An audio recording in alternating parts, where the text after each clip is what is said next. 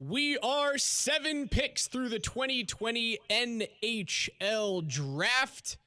The Buffalo Sabres currently at number 8 on the clock right now. Your Colorado Avalanche will pick 25th tonight in the 2020 NHL draft after getting bounced in the Western Conference semifinals in overtime in Game 7 by the eventual Western Conference champion Dallas Stars. Welcome to your NHL draft and free agency special right here on Altitude Sports Radio 92.5. I am your host, Alex Ryanami. You know me better as Raj, and you know him, my partner, the radio machine, Mark Springer, producing Kreckman and Lindahl every day right here from 2 to 6. Haven't talked to you since the playoffs had ended. Spring, how are you? I am doing well. We're on Twitch tonight, are we not? We sure are. If you guys want to fun. If you want to find the show on Twitch, open it up on your mobile device and search Altitude SR, or hop onto your desktop, twitch.tv/Altitude SR, to watch the show and join in on the chat. You can also join the show on the Schomp Automotive text line at 30933, or you can call the show on the Johnson Auto Plaza listener line at 303-504-0925. We have a jam-packed show for you guys this evening. Ryan S. Clark, yes, he's back. Ryan S. Clark, ladies and gentlemen, our old friend, the guy who used to come on Between the Pipes all the time with Spring and I, is finally back in the fold. We will hear from him in just 8 minutes about what the Avs can do in this draft, what they might do in free agency, and how that's going to impact them not only this season, but for seasons to come. That will be at 6:15 Mountain Standard Time. At 7 p.m., the voice on Altitude Television of your Colorado Avalanche. You can hear him every day from 7 a.m. to 10 a.m. right here. Mark Mosier will join us, and a half hour after that, we will hear from Connor McGahey, the radio voice on the Altitude Sports Radio Network. Oh, there we go. That guy, Connor McGahey, will join us at 7:30. We're going to hang out until the Avs make their pick. We're scheduled to be here between 6 p.m. and 8 p.m. If the draft happens to go longer and 25 is after 8 p.m. Mountain Time, we will stay with you until that pick is made. Spring? You know, I'm excited to talk Avs offseason and where they stand from a salary cap perspective. I've been reading a lot of Ryan S. Clark in The Athletic. And look, they have, according to Cap Friendly, they have $22.4 million available in cap space. And they have some unrestricted free agents, some guys who are not going to be back. They also have some restricted free agents who will be back. It's possible a good majority of them will be back. So I'm excited to talk about that. Look, the Avs have the 25th pick tonight. And they're not going to get a guy who's going to be in the NHL for what, 4 years? Probably 3 years. He will not be, this player that they select tonight, if they do in fact make a selection this evening, will not be a factor on this team, most likely until about 2025. Well, you're looking at a top 9 forward. You're looking at a top 4 defenseman, hopefully, down at 25. There are no goaltenders in that area that you're looking to draft this season. So this 25 pick, you are looking at this player to 3-4 years down the road from right now come into your team and be able to help out with cap situations where he can slot in possibly like Martin Kaut will next year, possibly a Shane Bowers in a couple of seasons, where you can move on from guys who may be pricing themselves out of your market, and you can slot in a 21, 22-year-old on his entry-level deal to make sure that your cap level, which, again, we will get into this a lot tonight, because of the amount of cap that the Avs have this offseason, people are looking at them to make moves. But you have to look 2-3 years down the road when all of these big contracts are going to start to come up. Eventually, you have to pay the piper, and those pipers are Cale Makar, Gabe Landeskog, and certainly Nathan MacKinnon. So they can't go crazy, and what you're looking at tonight at the 25th pick is to find that player that you can slot in only making $1 million a year. Yeah, but I mean, he's not, whoever they select tonight won't count against their cap, right? Like Alex Newhook and Bowen Byram. No. Those guys are not, like whenever this 18-year-old who the Avs get the rights to tonight, you know, whoever he is, you know, the Avs won't sign him to an entry-level contract for 4 years, like we said. Like, so I want to go through kind of one by one the Avs free agents keeping in mind that they have $22.4 million in projected cap space, I want to kind of do this with everybody tonight. Everyone who comes on the show, starting with me and you, Raj, right now. And look at, okay, how much is this player going to cost? Mostly for this upcoming season. Now, some of these guys will be signed to multi-year deals. But how much will they cost this season? And how much money will be left over? I want to go through each player. You want to do that? I'm all about it. We have 2 hours to do this. I'm all for it. We have been waiting to have this conversation, and this is a big conversation moving forward with how the Avs are going to keep this Stanley Cup window wide open. And the window was opened this season. You were hoping they could probably take a little bit bigger of a step through that window this year, but it is certainly open, and obviously Vegas is on board. They are the odds-on favorite to win the 2021 Stanley Cup at plus 800 right now. I don't believe in windows.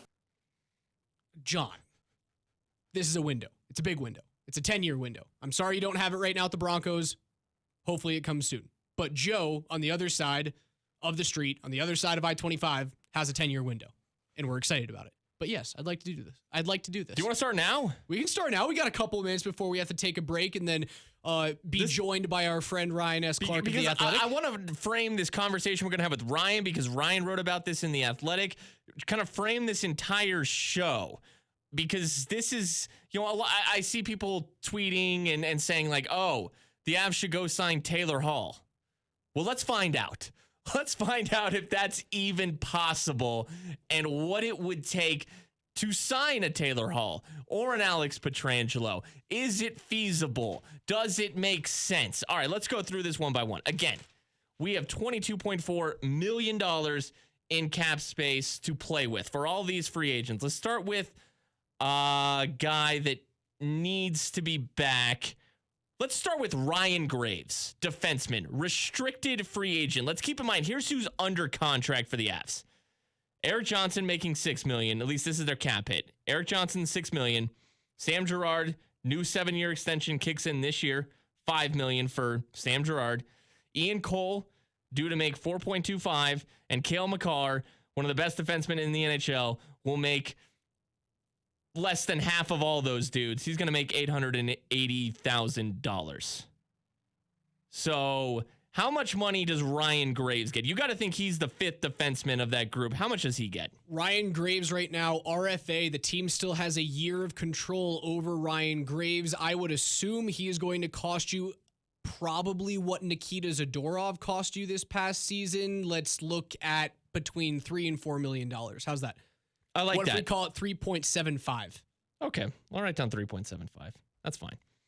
Andre Burakovsky, you got to think he's back, and he'll play with Nazem Kadri and Jonas Donskoy, even if it's not on that line. Let's just kind of go with that idea that that's your second line. He is a restricted free agent. He was making a little north of $3 million last year.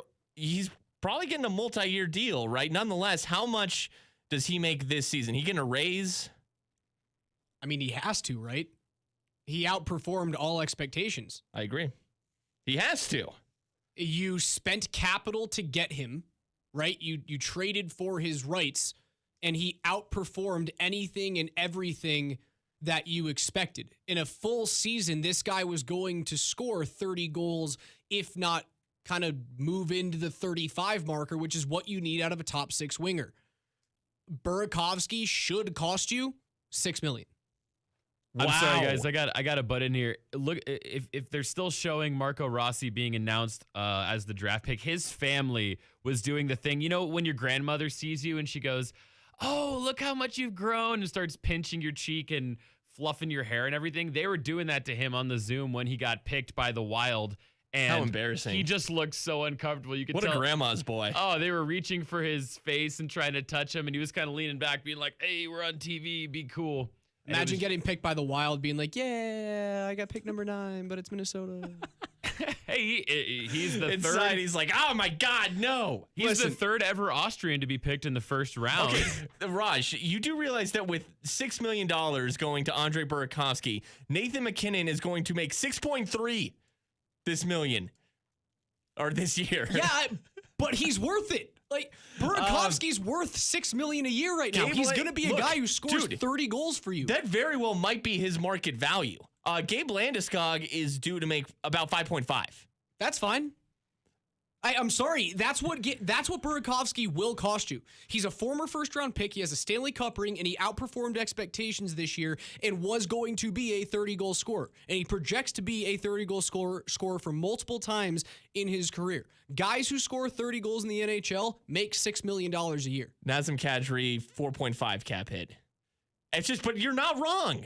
So, all right, let's stop there. We'll talk to Ryan Clark, but I want everybody to keep in mind that there are two players that the Avs are, really going to want to keep, and Ryan Graves and Andre Burakovsky. I have the math right now in front of me. Out of about $22 million to spend, they've already spent about $10 million of it. So you only have $12 million remaining after those two players. Fans might not think he's worth $6, but I'm telling you, the market will dictate.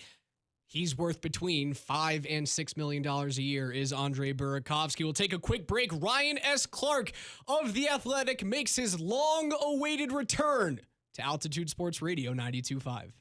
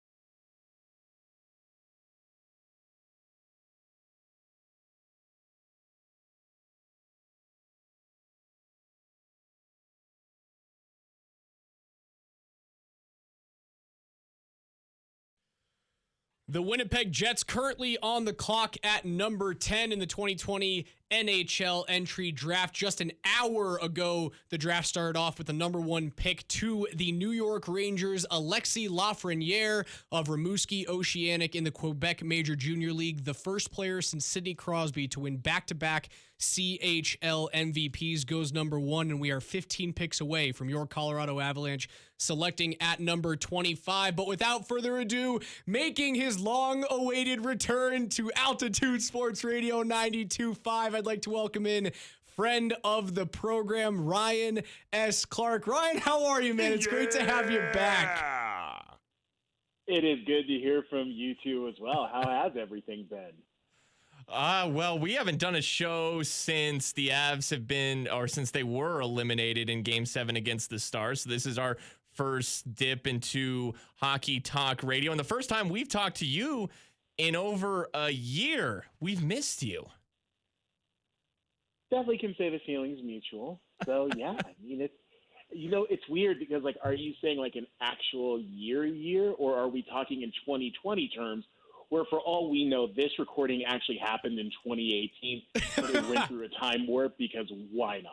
I mean, it's been a minute since we've had you on these airways, but we're glad to have you. Let's jump right into it. I want to talk about something actually that has nothing to do with the Avalanche and nothing to do with free agency, but some history being made tonight. Quentin Byfield, the highest selected black player in the history of the NHL. You had an opportunity to do a piece on him. You came out with it just recently, like hours ago, with Quentin Byfield. Can you talk a little bit about that player, his selection, and the history that was made this evening by the Los Angeles Kings?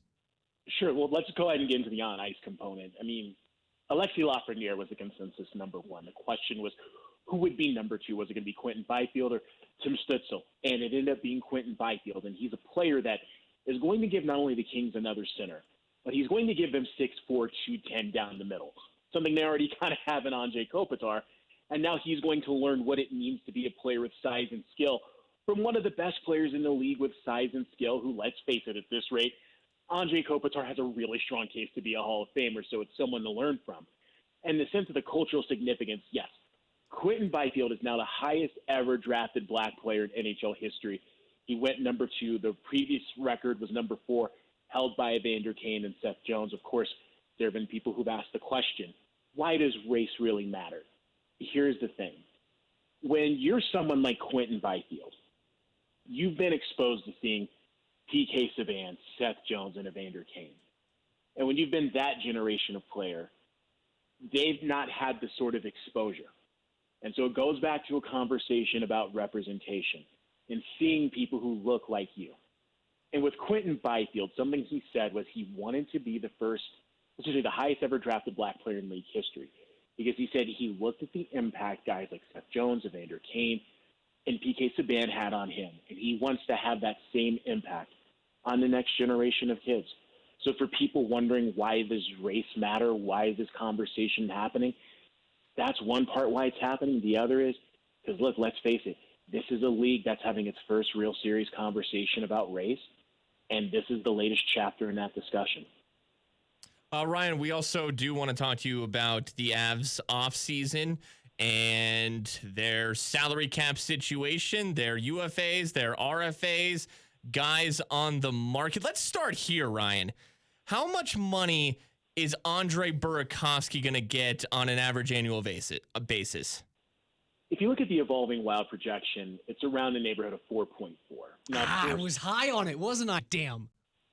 Well, but here's the interesting part about it. Like, the Avalanche are in a little bit of an interesting dynamic when it comes to Burakovsky, because this is going to be the last year of team control before he hits the open market, the same offseason that Gabriel Landeskog and Philip Grubauer hit the open market, which is also the same offseason Cale Makar's entry-level contract comes to an end, and he's going to be in need of a new deal.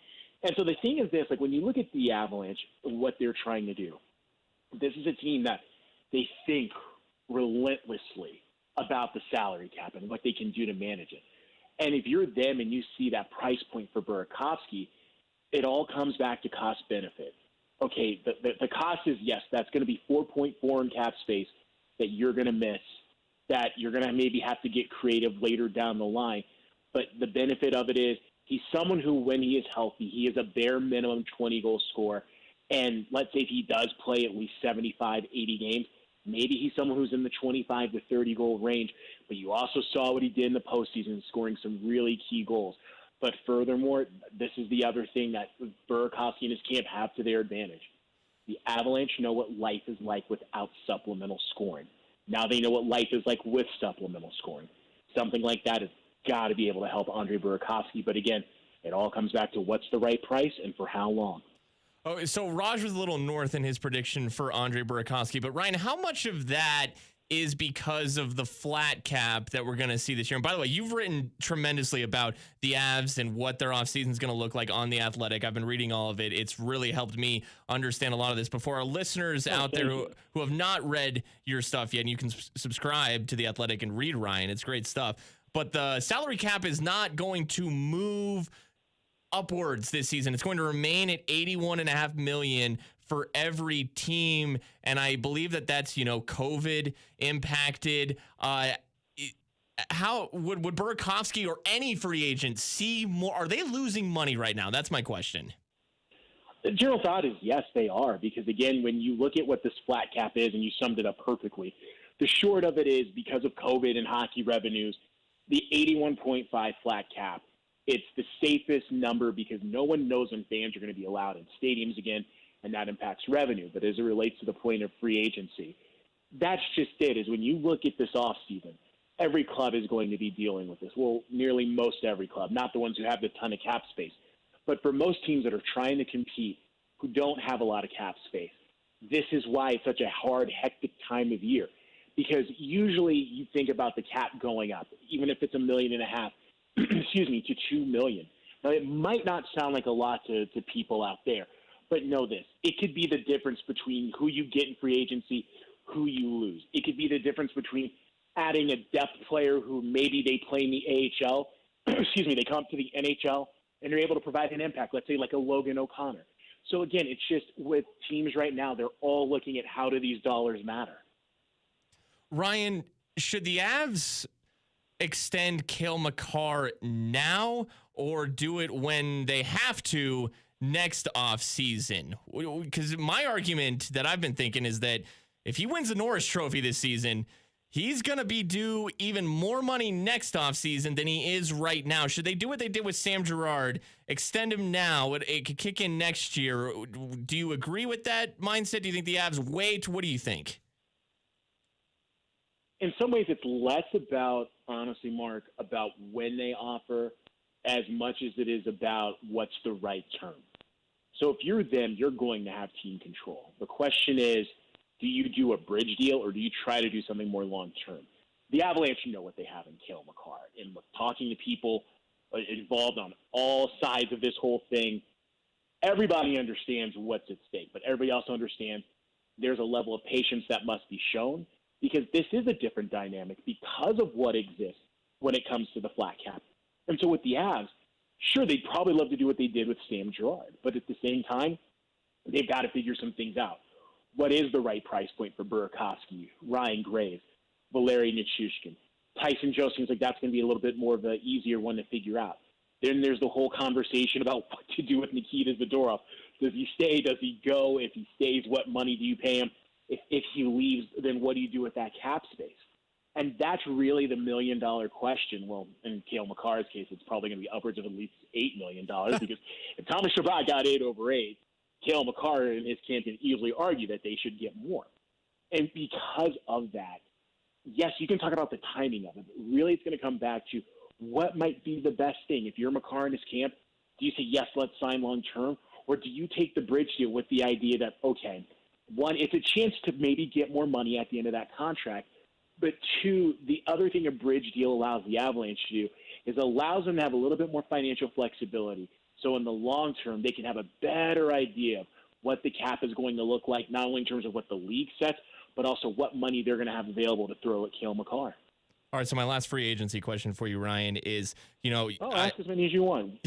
Well, we might circle back as the interview goes along. Now, so we're good for another 7 picks. We're going to shift to the draft. Raj has some draft questions for you here in a second. But and I agree with you. It'll probably be at least 8 for Cale this year, next year at the latest. So you got to keep in mind that, no matter what the Avs do this offseason, you have to spend at least 8 per on Cale going forward. So this offseason, and this is just to quell any fan curiosity out there, whether it's a Taylor Hall or an Alex Pietrangelo, do the Avs have the cap space to make that work? They would have to get extremely creative. And by extremely creative, it means what's a salary you think you can move where you feel like maybe you can make it work with a replacement piece. So for the purposes of this conversation, let's say they want to get an Alex Pietrangelo or a Taylor Hall. What's a contract that you think you can move? Ian Cole might make the most sense for this reason. One, he makes $4.25. Two, this is going to be the last year of his deal. Three, you have Bowen Byram and Connor Timmins as two potential options that you could call up. Now, in order to make that work, it means a couple things. The first is it means you're going to keep Nikita Zadorov, because if you don't, your defensive pairings, your top four, are going to be Graves, McCarr, Girard, Johnson. Okay, fine.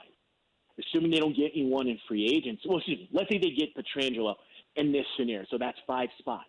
So you can play Byram or Timmins and maybe alternate the two where that's how the rotation works. If you go out and get Taylor Hall, however, then you got to look at what do you do on the defensive end, because do you really want two young defensemen being a partnership? Now, people are going to say, well, isn't that what Graves and McCarr were? Yes, they were, but here's the difference.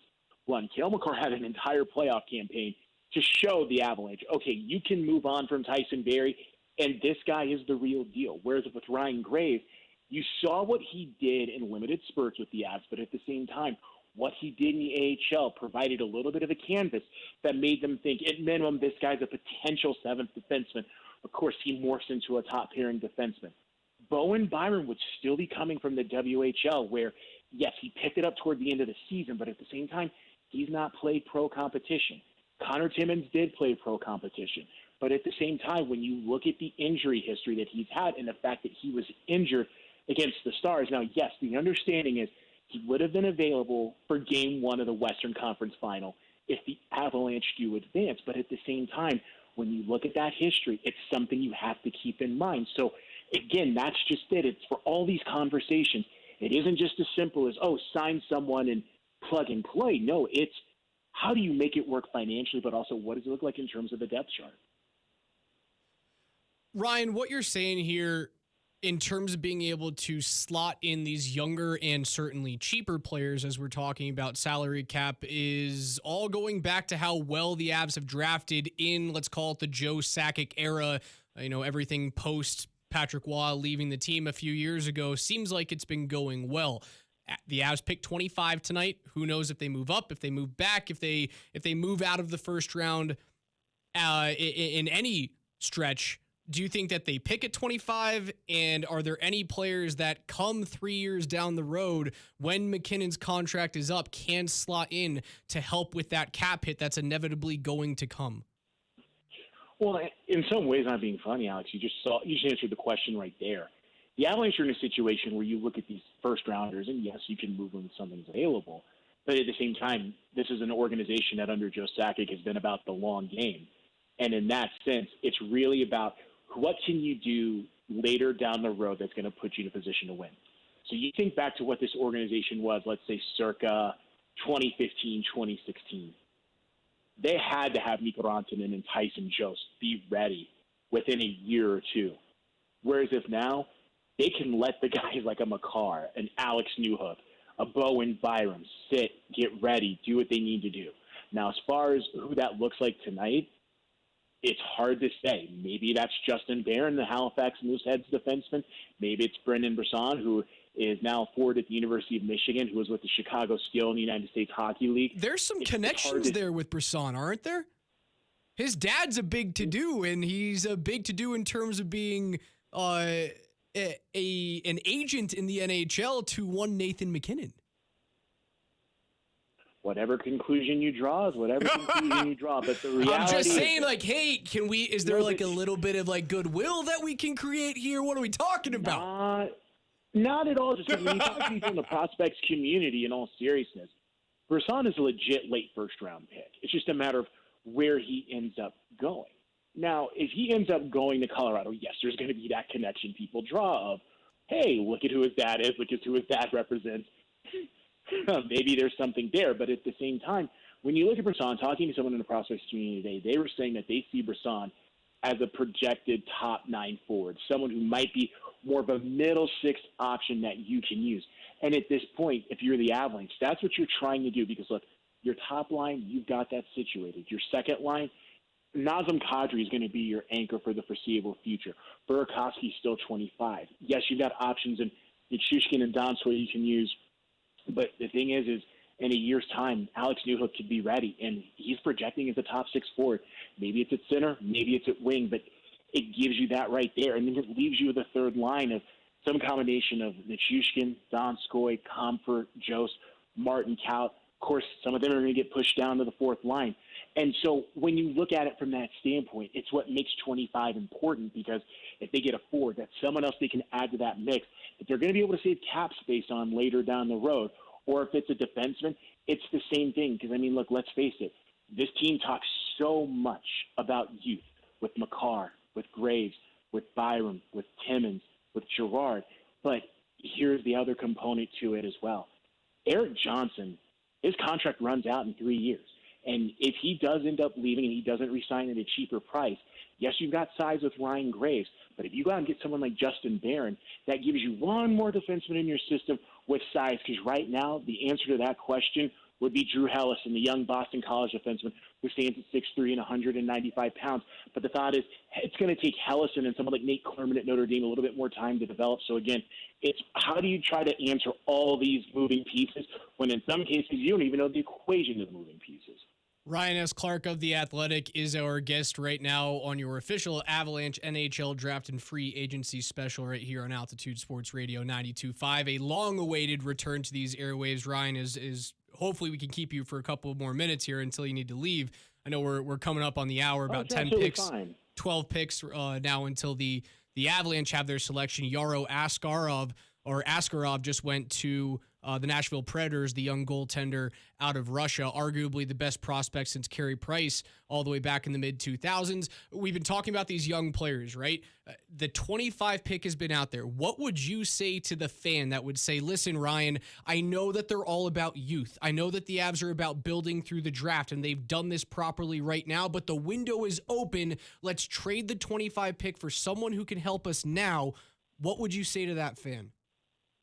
Understand that the moves that this team has made the last 2 off seasons by taking on salaries like Tyson Barrie in the Kadri deal, taking on buyouts like Brooke Orpik to go get Philip Grubauer, this is a team that isn't in that situation. And so whatever move that gets presented, they're going to look at.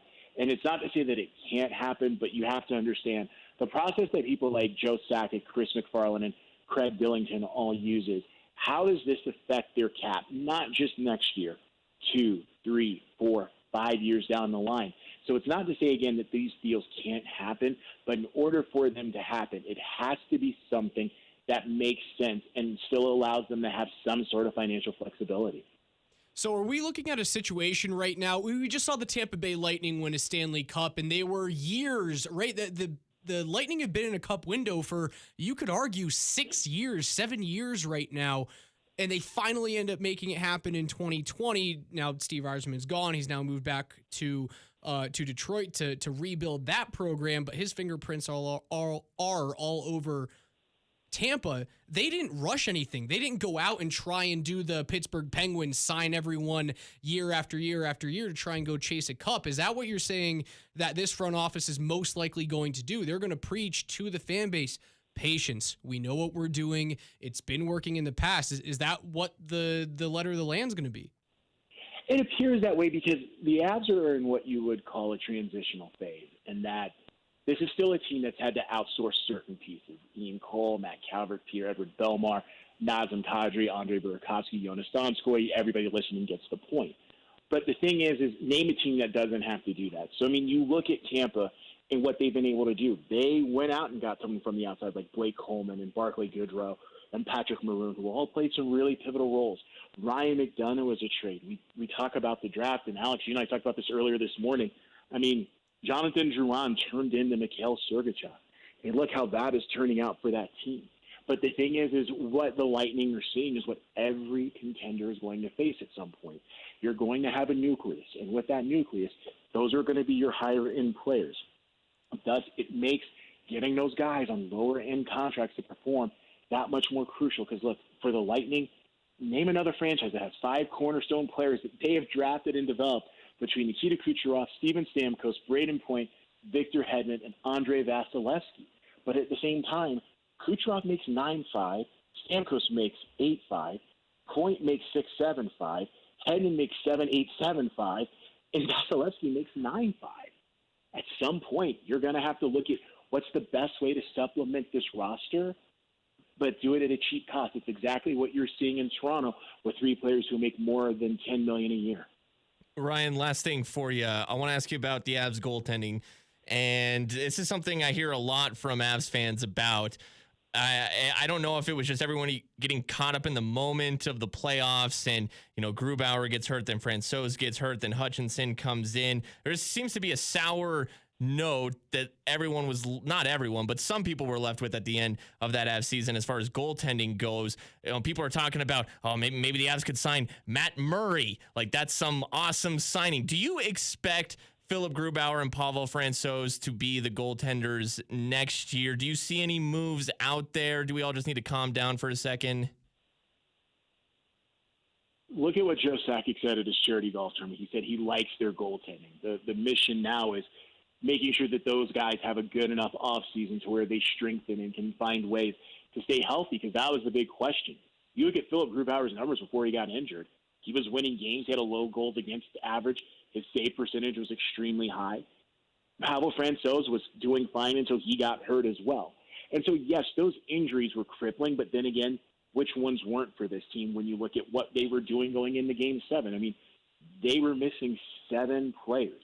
You take 7 players away from any team trying to compete for a conference final, it's going to lead to complications. Now, that being said, yes, there have been the conversations out there, and it's understood that the Avalanche have looked around at young goalies like a Matt Murray. But here's the thing. Philip Grubauer makes $3.3 million. Matt Murray made $3.7 on his last deal. So clearly Matt Murray is going to get a pay raise.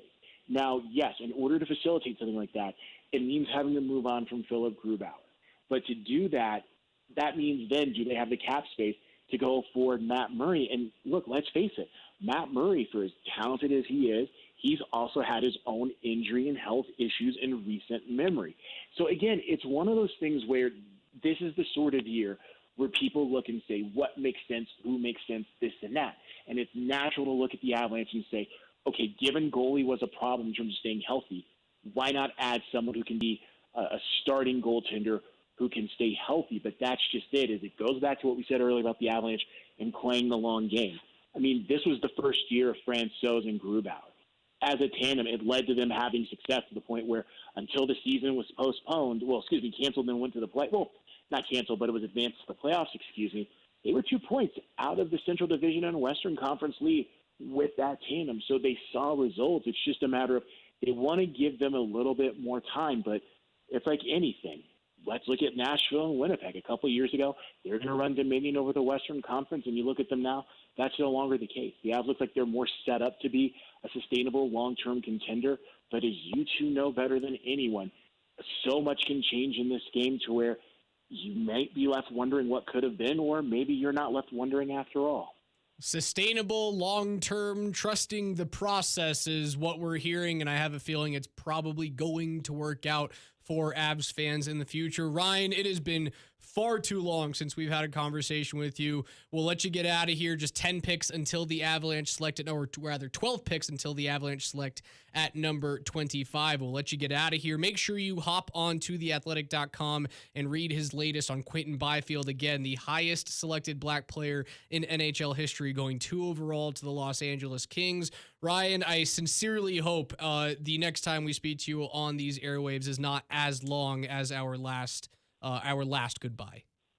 Well, let's just say this. It's all dependent upon Mark Springer. I mean, he's the head honcho over there, so he is the radio machine. That's all on him. Just because I've been here the longest doesn't mean I really have any sort of power around here, but I'll put in a good... No, Ryan, we're going to get you back on the show. Thanks for coming back on. It's long overdue. No, likewise. Thanks for having me. And plus, I'd rather hear you guys than Nate Krexman, and you can tell him I said that. I have to listen to him 4 hours a day. You're not wrong. Thanks, Ryan. Take care, guys. Bye-bye. He is Ryan S. Clark of The Athletic Denver. You can follow him on Twitter at Ryan_S_Clark. We got to take a break. We'll come back on the other side, let you know what you missed in the NHL draft, and continue our conversation on cap, the free agency period starting on Friday, and how that's going to affect your Colorado Avalanche.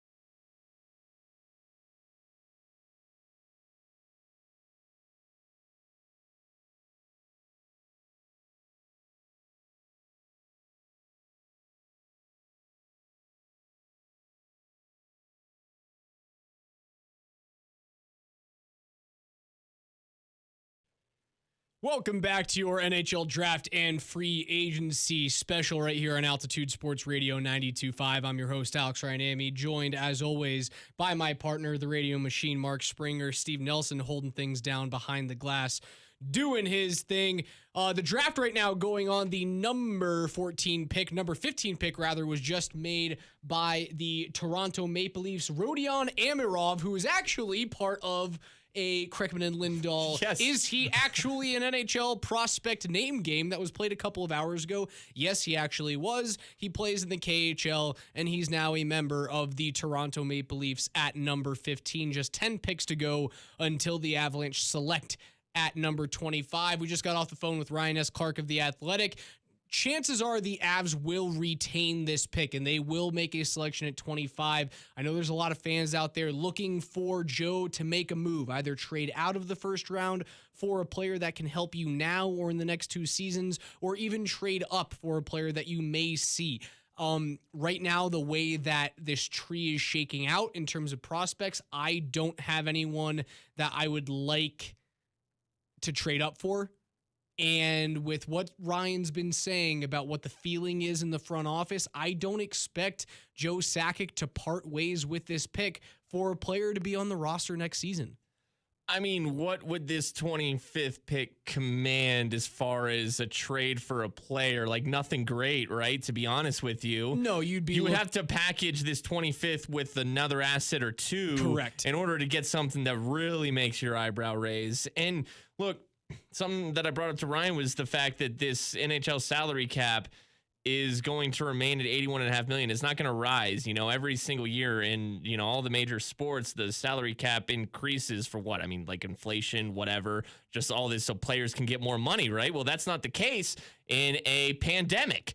The salary cap will remain the same. So what I expect to happen this offseason, I expect a lot of players to remain, these unrestricted free agents, obviously a lot of RFAs, most of the RFAs, to remain with their original team. I don't think we're going to see a lot of movement. I really don't. You probably won't see a lot of offer sheets. It is frowned upon by GMs around the league to offer sheet another player, which sure. I hate that argument. Like, deal with it, dude. It's part of the rules. Stop being hurt about it. If someone offers sheets, man up and sign your player, or just take your draft pick conversation. Well, and even short of getting to an offer sheet, the teams are for all these RFAs, the teams that have their rights are going to give them their qualifying offers, at least a lot of them. And it's just the negotiations will go from there. And these RFAs, for the most part, are going to return to their original teams. And I see the same thing in a lot of ways with unrestricted free agents. I mean, I guess with Alex Pietrangelo and the St. Louis Blues, like they spent a lot of money on Justin Falk and they got to pay like Vince Dunn coming up. So they put themselves into a little bit of a weird cap situation where do they have money for Pietrangelo? Alex Pietrangelo's on the UFA. Yeah. And this is another thing with a free agent like that though, who's 30 years old, and man, would he be an awesome impact for the Avs this season. But if he wants at least $8 million, and he wants 7 years.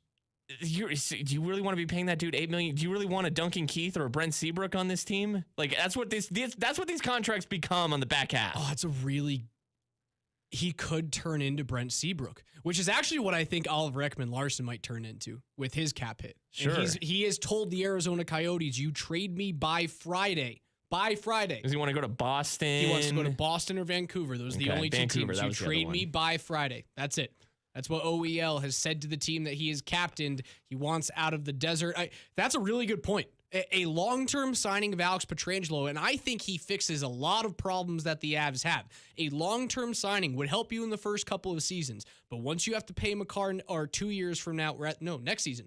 Next season at the latest. I'm arguing maybe pay him now, but for sure next season they'll have to pay him. Once you have to pay Makar next season, Landeskog next season, once you have to pay McKinnon in 2023, those dollars come back to hurt you. So unfortunately, what you do have to preach to the fan base, and this is what the front office will continue to do, is you have to have patience right now. You do. Because who knows what these contracts look like when the defensemen turn 37, 38, 39 years old. I'm not saying Oliver Ekman-Larsson is a bad defenseman. The guy's a freaking stud. So is Alex Pietrangelo. But I don't know what they're going to look like when they're 37 years old and their knees and their hips are giving out. Because right now, the Chicago Blackhawks have a problem with Brent Seabrook. That's an issue. You don't want to run into that when you're in the middle of your Stanley Cup window and Nathan MacKinnon is just turning 30 years old. You don't want to touch that. That's a scary situation that you want to be in. Couple of things right now that have been happening around the NHL. We saw some trades. Actually, one trade earlier today, a big trade. Max Domi traded from the Montreal Canadiens with a third-round pick to the Columbus Blue Jackets for the rights to current restricted free agent Josh Anderson. A lot of people are thinking this is an overpay by the Canadiens to take Anderson. I disagree. I think it's an overpay, but Montreal, plead your case. Montreal it doesn't fit with Domi. He really doesn't fit. For me, they got Domi as an effort player, right? This was a guy who was supposed to be in his prime Andrew Shaw. Right? Is that his name? The guy from Chicago? Yeah. Andrew Shaw? Yeah, Andrew Shaw. Andrew Shaw from Chicago in his prime. Like a hard, gritty nosed with certainly higher upside in terms of skill. He was not that player. He did not produce to the level that they needed him to. But he's a skilled player. Like he had 70 plus points last season, not this past season, but the one before. A little bit of a dip last season. But he's 25 years old. He's got a lot of talent. Like when I look at that Canadiens roster, I look at Max Domi as one of their better players, if not almost their best forward. I'm up there at least. Because of a little bit of the company that I keep within like my hockey friends. One of them is a Québécois. He loves his Canadiens. Like he's a French Canadian through and through, and he listens to Montreal radio. I've started listening to Montreal radio. They hate Max Domi in Montreal. They can't stand the guy. Oh my goodness, That's great. So I don't think they overpaid. I'm just saying. I love it. I love how, like, for us in this town, we're yelling out about the Broncos. In Montreal, it's all Habs. It's Max Domi. All the time. It's Max Domi is the issue. Max Domi is no good. Oh. If we look through the draft right now, again, draft is happening. The 2020 NHL entry draft. The Avs picking number 25. Let's look at what's happened throughout the Central Division. The first pick in the Central was made by the Minnesota Wild at pick number 9. They took Marco Rossi from Ottawa, followed by the 10th pick in the draft, Cole Perfetti from Saginaw in the OHL, going to Winnipeg rather. Perfetti was a guy who was projected by some people to go top 7 in this draft. I would argue that's a really good pick, and the third out of 3 consecutive picks in the Central Division. The best goaltending prospect since Carey Price was taken off the board by the Nashville Predators. Yaro Askarov from St. Petersburg in the VHL is now in the Central Division. Probably won't be there for another 3-4 years, but again, he is the consensus best goaltending prospect since Carey Price. My big takeaways so far from the draft is, 1, the Ottawa Senators won the Erik Karlsson trade. Congratulations. I mean, they get 2. You get Tim Stützle, and that guy is the truth. He can play. That was the Sharks' pick. I mean, it was him or Byfield who was going to go 2. I mean, it's kind of okay, we'll take those scraps at 3. We're just fine with whoever's there. So you get that third pick. You take the best or one of the 2 best defensemen, the best American player, Jake Sanderson, at 5 for the Senators. So 2 top 5 picks. They win the Karlsson trade because the Sharks were the 3rd worst team last season. And now, you have Brady Tkachuk. You have a few other young players that are pretty solid. Like, now the Senators begin to rebuild. And also, the other big story for me is the Detroit Red Wings having the 4th overall pick after being one of the worst hockey teams in the history of hockey. In fact, the worst team. Maybe not even hockey, in all of sports. It's one of the worst teams I've ever seen in all of my life. And they don't get the 1st pick. They get the 4th pick. Although, it's where they drafted Steve Yzerman back in the day, in the 80s, was number 4. Was number 4 overall. So maybe young Lucas Raymond is their next Steve Yzerman. Steve Yzerman back at the helm of those Detroit Red Wings, taking the young Swede Lucas Raymond at 4th overall. And you say Jake Sanderson going to the Ottawa Senators. His father Jeff played in the NHL over 1,000 games after being selected in the 2nd round by the Hartford Whalers all the way back in 1990. We'll take a quick break here. I want to get back into our free agency topic. We went through 2 players, right? We already knocked off Ryan Graves, and we've gotten a little bit of a salary cap adjustment on Andre Burakovsky. I want to continue our salary cap discussion on the other side. It's Altitude Sports Radio 92.5.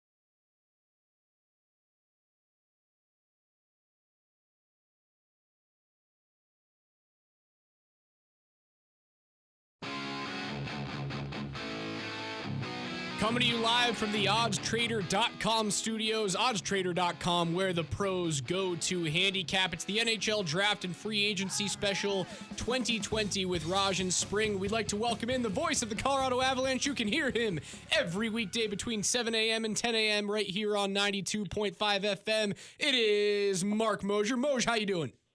I'm okay, dudes. I want to thank Nelly for coming in with a little unchained for me. It's a little sad. Eddie Van Halen's passing today. Yeah, you know what's so funny about that, dudes, is I saw Van Halen for the first time.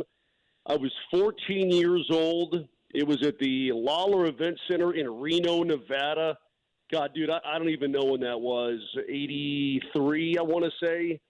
And they opened up with Unchained, man. And it was all dark. It was a crazy, crazy time. And you got a kid growing up in California, man. I'm telling you, Eddie Van Halen was it, dude. So it's a tough day in that regard, but it's a great day for hockey because we got our draft going on right now, man. Let's do it. Eddie Van Halen, again, passing at 65 from complications due to a long bout with cancer.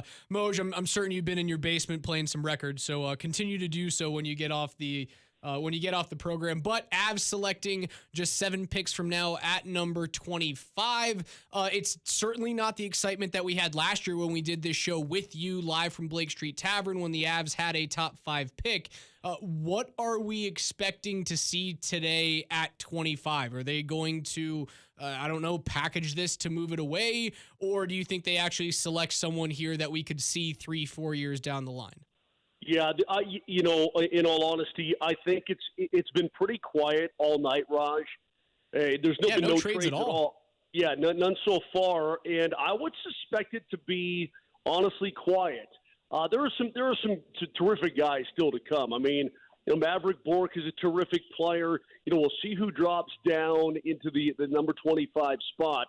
But in all honesty, with the Colorado Avalanche, this is not a need pick. They don't go and say, we need to stock our system with defensemen, or we need to stock our system with left wingers, or we need to stock our system with goalies. They've got guys, they've been drafting, in my opinion, pretty dang well recently. And they've got guys in the system that I think are going to be players in the future. I think this is simply a situation where when you get to 25, you get to your consensus with all of your scouts, including head amateur scout Alan Heppel, and you guys say, all right, man, who grades out the best? What do you got? What do you got? Until they know who it is right now, if it gets to 25, who it's going to be. But you take the very best dude that you think is out there, and that is your asset.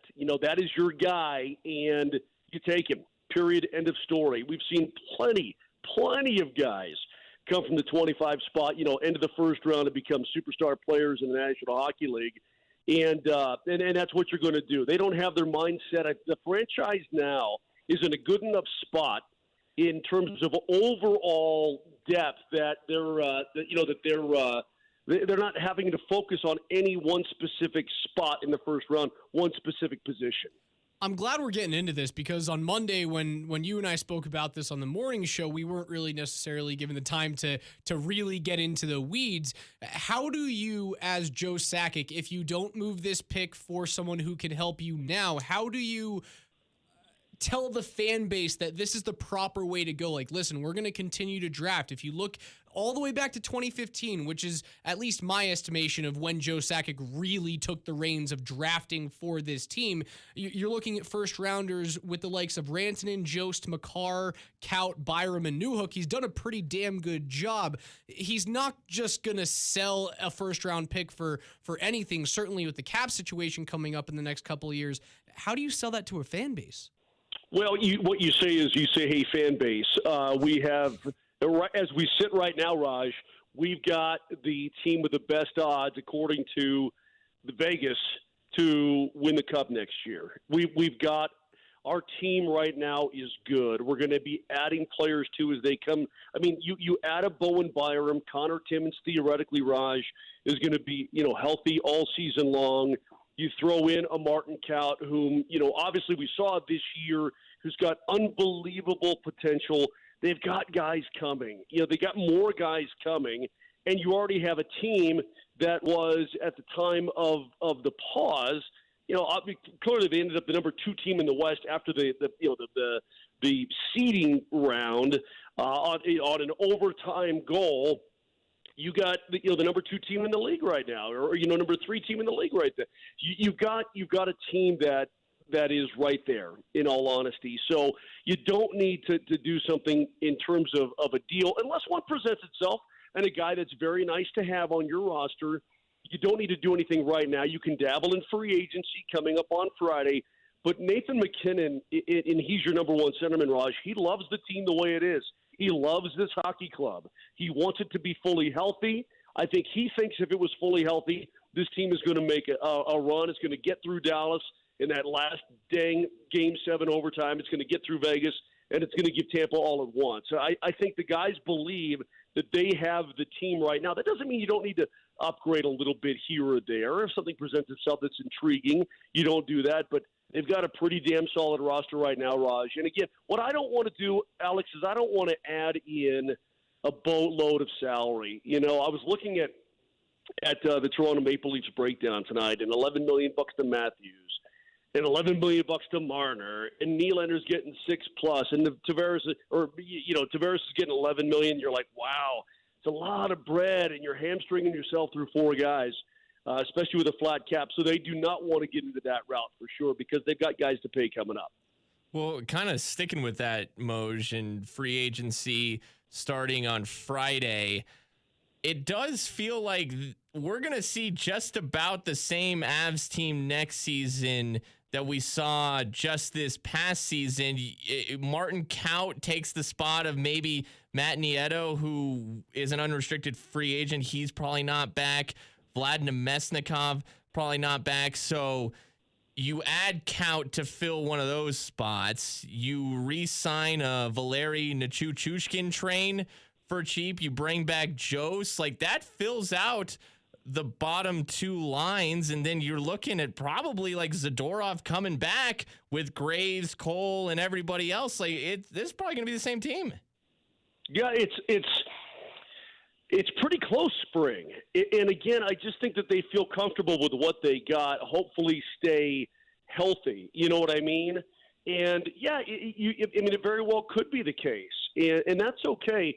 When you look back, though, guys, on last year's free agent situation, so they signed Donskoy, and we're going, oh, okay, Donskoy, you got a good price on him, and you got this. Okay, great, and he came in. I thought he performed well. And then, you sign up Belmar, and okay. These were incredibly under-the-radar type of deals by Joe Sakic and Chris McFarland. And then, of course, you make the trade for Burakovsky, and you have his rights right now, and you've already qualified him. So that's good. You know what I mean? What the Avs have done is they've done sort of under-the-radar stuff to solidify the depth of a club and add to the depth that they needed. And then you have guys who have been maturing. Raj, in spring, when you look at the Red Wings when they were great, man, they didn't have to bring guys up. They didn't have to rush anybody. And the last thing in the world any team wants to do anymore is have to rush guys. And teams have had to do that. Even the Avs had to do that, for crying out loud. But the Red Wings back in the day, and perhaps what helped make them so successful for so long, they could bring guys up at 22, 23, even 24, believe it or not. But they've been getting experience in the system and in the organization and understanding what it means to be, part of that situation. I think Martin Kaut could very well be a guy like that. You know what I mean? And you throw him in, and it's very tantalizing. Plus, you got your guys. You got your dudes who have performed well, and Burakovsky loves being an Avalanche, and you got guys who Nichushkin loves being an Avalanche. I mean, hell, he had a resurgent year, and he's a great two-way guy, and he's like an elevator guy like Nemesnikov was. You can go up and down, the lines and play with different players, and so that's good. I think the pause in the season hurt Nichushkin more than anybody. But those things happen. Nobody could predict what the story is. But if you can bring back what you had, or maybe tweak a few parts here or there, and get your goalies healthy and keep them healthy, that is where you're going to win. Period. Well, and you brought up the idea of not rushing young players. It feels like a lot of people, for whatever reason, are expecting to see a Bowen Byram like this season. He turned 19. Oh no, spring, he's in. He's in? Oh, dude, I don't think you. I completely agree with Moj. You can't keep that guy out of the NHL. Let me tell you this, man. Bowen Byram is rad. Spring. I don't. He turned 19 this summer. Yeah, sweet. And here's Moj. If I can interrupt you here for a quick second, we do have a trade. The Calgary Flames have traded the 19th pick to the New York Rangers for the 22nd pick, and I do believe a pick in the second round as well. So first trade, and the Rangers now on the clock at number 19. So New York likes somebody really big. New York likes someone really much. And really guys, much. that's where the Avs are at 25. It's getting late. That's I where can't the talk. Avs are at 20.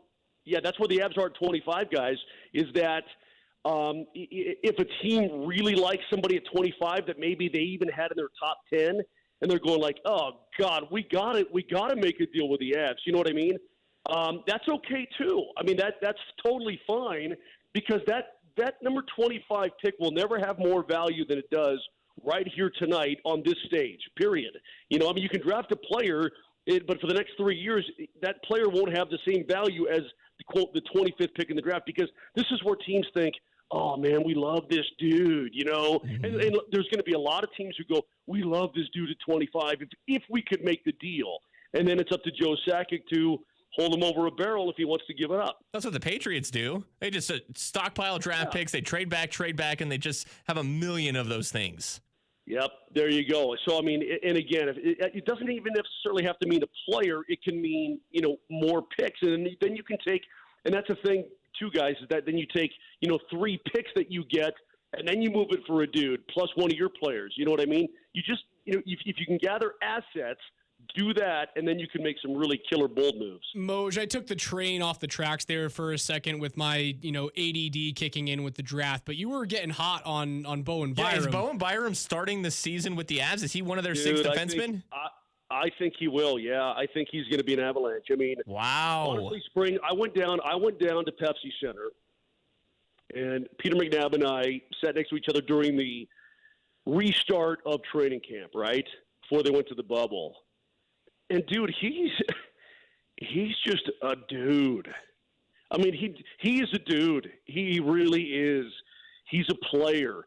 And he made some mistakes. I saw him get burned. I saw him turn the puck over for a breakaway, and I'm like, oh, okay. You know what? He comes back because they scrimmaged a lot, guys. They didn't necessarily practice. They scrimmaged. They wanted to get game. You know, they wanted to simulate games the best they could. And he came back with supreme confidence and then made a play that make you go, wow. You know, I mean, seriously, I think he's that kind of guy. And I honestly, I don't see a scenario where he doesn't compete for a spot or make this Avalanche roster when we resume. I'm dead serious. That's not to say that he won't start playing here, you know, coming up. But I'm telling you, man, he's a dude. I think he's ready, Raj, in spring to make that leap. Well, that changes a lot then, because, you know, that changes things as far as Nikita Zadorov is concerned. Right, Barbs is already gone. Barbs has already gone to Europe. And do you maybe just look at maybe Timmins starts the season and Byram shortly thereafter? Do they both start? Where does Timmins fit into this as well? Well, Connor Timmins is a terrific talent. You know, I mean, hell, he played in the postseason before he got hurt again. I mean, that's how much the Avs think of him, and that's how much he's grown. Before he got hurt again, though, Moj, he's been a Band-Aid. Yeah, I know, and that's always scary for no fault of his own, Raj. Not too. at all. I mean, so can you count on that? I don't know, but they honestly, guys, when they drafted him, they really, really liked him, and then he performed really well. In fact, he and McCarr were like the players of Team Canada in that World Juniors. You know what I mean? Mm-hmm. And I mean, honestly, Timmins got more time than Gil McCarr did on that World Junior team. That's how good he was. So they really, really like him, and they really think that he's got a big future with this Avalanche squad. It's all about health. If he can stay healthy, dude's going to have a great career here in Denver. All right, let's talk about health. Well, maybe 1 or 2 more questions here before we'll cut you loose here for the evening. You can go back to listen to your Van Halen records. the health with the goaltending, Moj, it kind of killed the Avs in the postseason. We saw Grubauer go down with an injury. Francouz came in and was very clearly not the Pavel Francouz that we saw during the regular season, who was arguably the best backup goalie in the league when he was playing prior to the COVID shutdown. Is the front office looking at any of these goalies on the carousel? There's Holtby, Lundqvist out there, Marc-Andre Fleury is out there, Matt Murray, just to name a few. Or are they dead set on going in with the same tandem as last year? Well, right now, guys, and Raj, specifically to you with the goalies, man, their ticket right now, their cost efficiency is very good. You know, they've already signed Francouz again, obviously. And here's the thing: if they're healthy, are you comfortable with both those guys going into next year? Absolutely. Yeah, see, me too. And then when you have that kind of comfortability with healthy guys at the money they're making, man, that's good, right? That's good. I mean, you're like.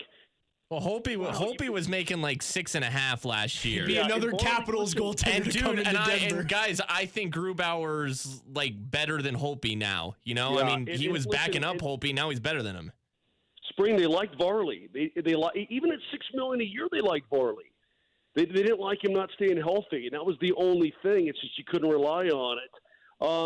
And I don't know what the situation is, and I don't know why Gruby never got hurt till he came here. I don't know why he's hurt. You know, I don't know what the situation is. Here's what I do know. They like both their dudes a lot. They like both their dudes at the cost efficiency they have both their dudes at. They don't like the injuries, you know, and that's an issue. Can you? I'm not a doctor. I'm not a trainer. I'm not a strength and conditioning guy. Can you just say, okay, well, you know what it is? It's a fluke type of deal. Or do you look at them and say, man, these guys are now – because I truly, honestly, I don't even know what they have right now. Either one of them. I truly don't know. Is this something that could keep creeping up? Only those guys know inside. But if you're going to get a Lundqvist or take on a Fleury deal, that's a lot of bread. And I don't know what Henrik will command, but he's really old. I still like him a lot. But they like what they got at the price tag that they have them at. Last one for you, Moj. And again, we are joined by the voice of the Colorado Avalanche on Altitude Television, Mark Mosier. You can follow him on Twitter at Radio Mosier and listen to him every Monday through Friday, 7 a.m. to 10 a.m. on Altitude Sports Radio. You can also watch Mosier, Lombardi, and Kane on twitch.tv/AltitudeSR, where we are live right now. Just search Altitude SR in your Twitch app on your mobile device.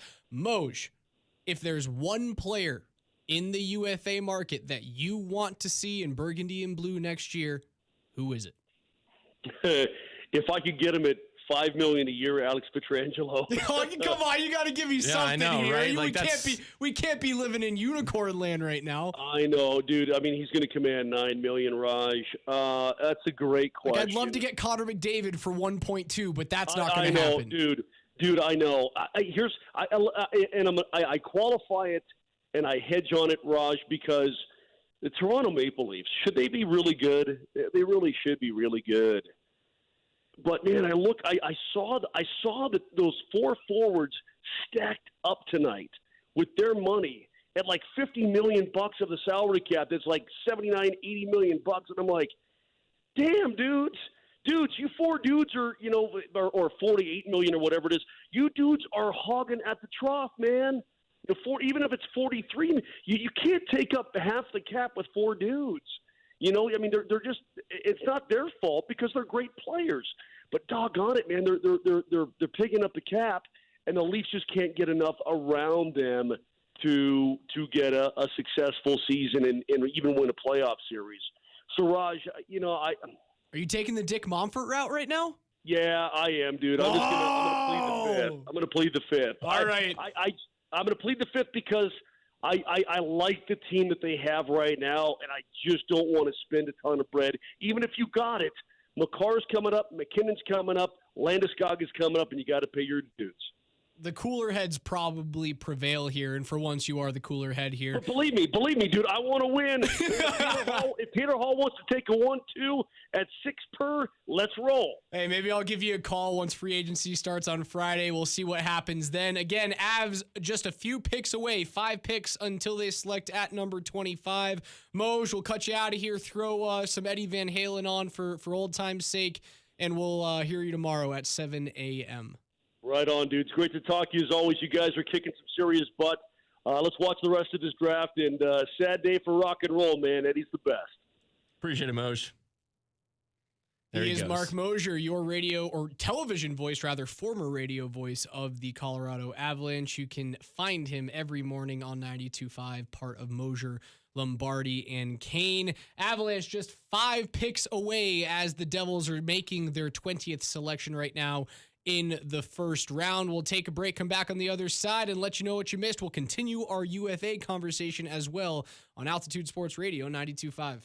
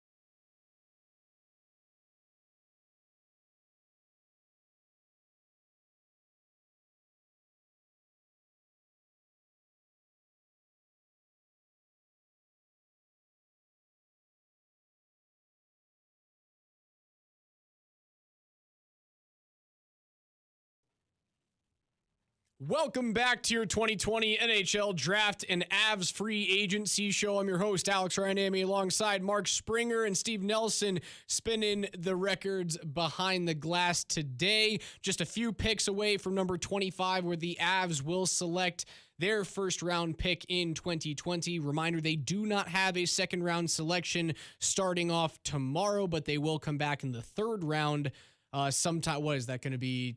The 75th pick or 77th pick or something like that in the third round is when the Avs will pick after number 25 today, but just 3 picks away from them selecting. We've been talking to Ryan S. Clark of The Athletic. Mark Mosier just got off the phone with us as well. Spring, prior to those visits from our friends Ryan and Mark, we were talking about the free agents that the Avs are going to have to re-sign on this roster. Reminder, they have $22.4 million to work with in a flat cap era going into next season. Free agency starts on Friday. We've been told that, what do you think? $4 million or so, $3.5 million or so from Ryan Graves. You're probably going to have to pay Andre Burakovsky $4.5 to $5 million at the very most. That's already bringing you down to $13.5 million left on the cap, and we still got a lot of players to get through. Well, because Mosier just came on the show, Mark Mosier, the television voice, not just voice. You see him on TV. I know. Is he the face of, right? Or he's the voice of on TV? Some people say face of, but I can't do that. Like Nathan McKinnon is the face of the Avalanche. You know what I'm saying? Yeah. Imagine asking the locker room, or imagine asking Joe Sakic and saying, "Hey, who's the face of your franchise?" And everyone just going, "Mark Mosier." He's the voice That of is the the worst call in the history of the league. You can't bury Mosier like that when he's not here. That you see, but you see him on TV. Mosier, I love you. But the point is, he comes on and he tells us that he thinks Bowen Byram is ready to start this upcoming season with the Avs. And if not at the start of the season, then it won't be long. We will see him in the 21 season. So I'm going to put defenseman on the back burner here for a second, because the big question mark with RFA there is Nikita Zadorov. Although we already did Ryan Graves, saying he's going to get about, this is give or take. We don't know. We're going to give Ryan Graves $3.5 million, and he's back. You need Ryan Graves back. So that rounds out as your top 5 defensemen: Makar, Girard, Johnson, Cole, Graves. We'll leave that next spot blank for now. On the forwards, you got your most likely Byram Timmins, but we'll leave him blank. We'll leave him blank for now. Forward lines: McKinnon, Rantanen, Landeskog, obviously back. Kadri, Donskoy, and we just gave Andre Burakovsky $4.5 million. Yes. So you're spending $8 million between Graves and Berkey. We have our top 2 lines filled. JT Compher is your third line center. We're going to dip down to fourth line, where we have Pierre-Edouard Bellemare as your fourth line center with Matt Calvert next to him. So we have 2 openings on the third line, and we have a opening on the fourth line. Martin Kaut's going to get one of those openings, right? Let's slot Kaut in. Done. Okay, let's just put him on the third line, because that dude's super talented. Loved what we saw from him in the 9 games that he played this season. I think he fits on that third line. Okay, so we got 2 spots to fill. You can fill them with 1 or 2 of the Avs free agents. You can fill them with Logan O'Connor if you wanted to. You could fill them with an outside free agent. Raj, what do you think? I loved what I saw out of Logan O'Connor. I thought Logan O'Connor, what he showed you in the playoffs was he can be a member of your fourth line. He's got a little bit of skill. He plays with a lot of pace. He's not afraid to throw his body, and that's something that the Avalanche missed, was a player who's not afraid to go into corners and throw checks. I think he's more ready to play than a Shane Bowers is. He's certainly cheaper than anything that you're going to go out and get on the open market, and I don't want to overpay for someone on the fourth line, right? You're already putting UFA dollars into Calvert and Bellemare from last season. There's no reason to go out and sign another guy to fill in on that fourth line role. So I will slot LOC in on the fourth line. So we're looking Well, and I need to bring this name up too. Kind of overlooked this name, Tyson Jost. And according to Ryan Clark, him writing in the Athletic, he's a likely name to return, and it's not going to be very expensive. He's so young. Yeah, and he'll cost you less than $2 million, most likely. So you could go Jost on the fourth, or you could put Jost on the third with O'Connor on the fourth. If that's the route that if Logan O'Connor gets an opening day spot, then the Avs actually will have some money here to, especially, okay. So that means here's the odd men out.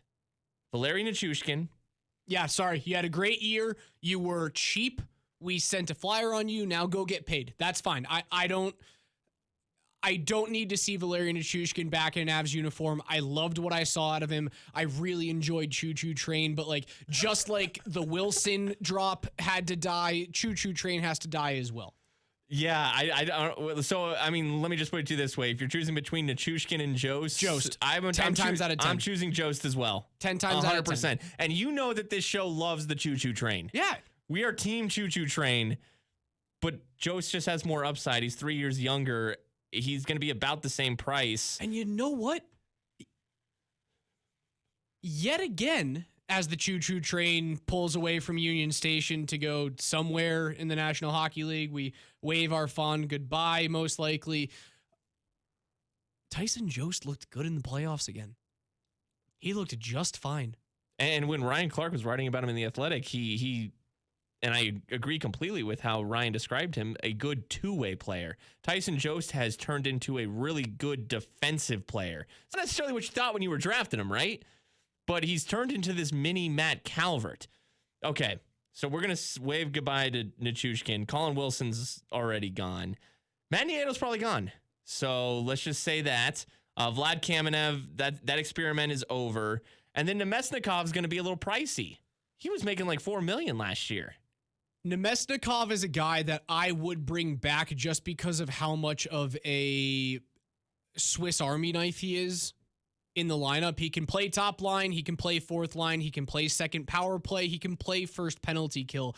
I could see him being brought back at like 3.5. I'm not going to pay the guy 4.5. He's not worth that. He did not show that in the playoffs. If he's anything north of $3.5 million, I don't bring him back.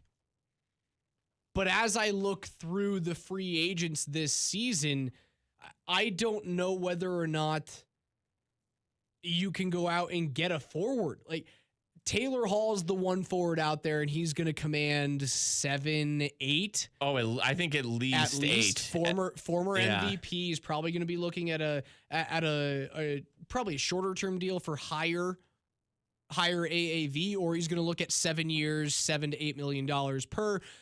As soon as you get past Hall, the next best player is what? Tyler Toffoli? I do like Tyler Toffoli. But okay, let's see how much money we have. Okay, really the only two actually Tyson Jost. Let me write Tyson Jost down for like $2 million. We'll just put him down at $2 million. So we have committed to Ryan Graves, Andre Burakovsky, and Tyson Jost. Those are the three players that we have said, yes, you're back. That's $10 million. Yeah, I have $9.6 million to play with right now, with one open forward spot, and we don't even need another forward spot right now if we're gonna roll with Kaut and O'Connor in the opening day lineup. And you're saying that we're bringing Nemesnikov back on the $4 million. If you do, well then, right? Then you can start O'Connor with the Eagles.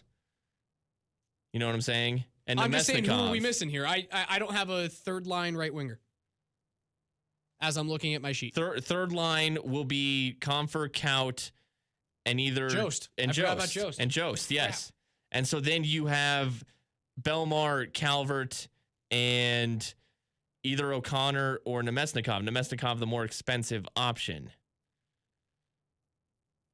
So you don't even need Nemesnikov if you want to go the O'Connor route. The thing is, you have the cap space right now to go out and get Taylor Hall.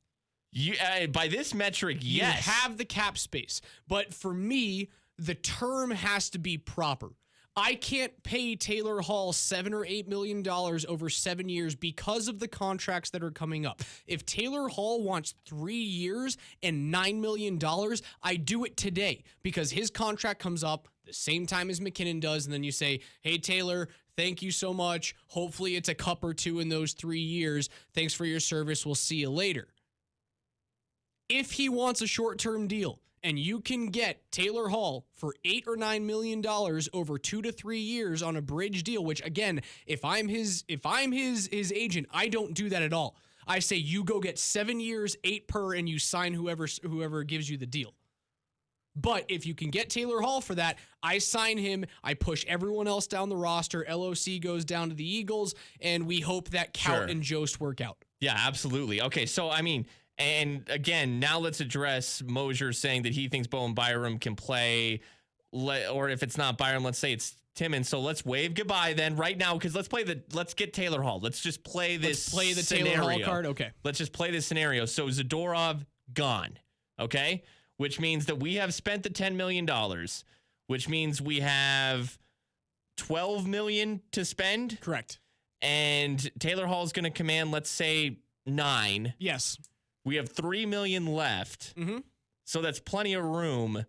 But then Cale Makar and Gabe Landeskog have to be paid next offseason. Exactly. That's the scary situation right now that a lot of Avs fans are failing to look forward to on Friday and prepare themselves on Friday morning when free agency opens.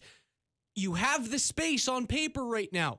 But next year, 2 years, 3 years down the road, if the deal is not properly done, you're going to be in the situation that the Blues are in right now, that the Tampa Bay Lightning are in right now, where you're going to have to wave goodbye to an Alex Pietrangelo, top pairing defenseman, has made Team Canada for many, many years. You're going to have to wave goodbye. And I saw this today on reputable sources that Steven Stamkos is, quote, not untouchable. You're going to run into those problems when you have the cap.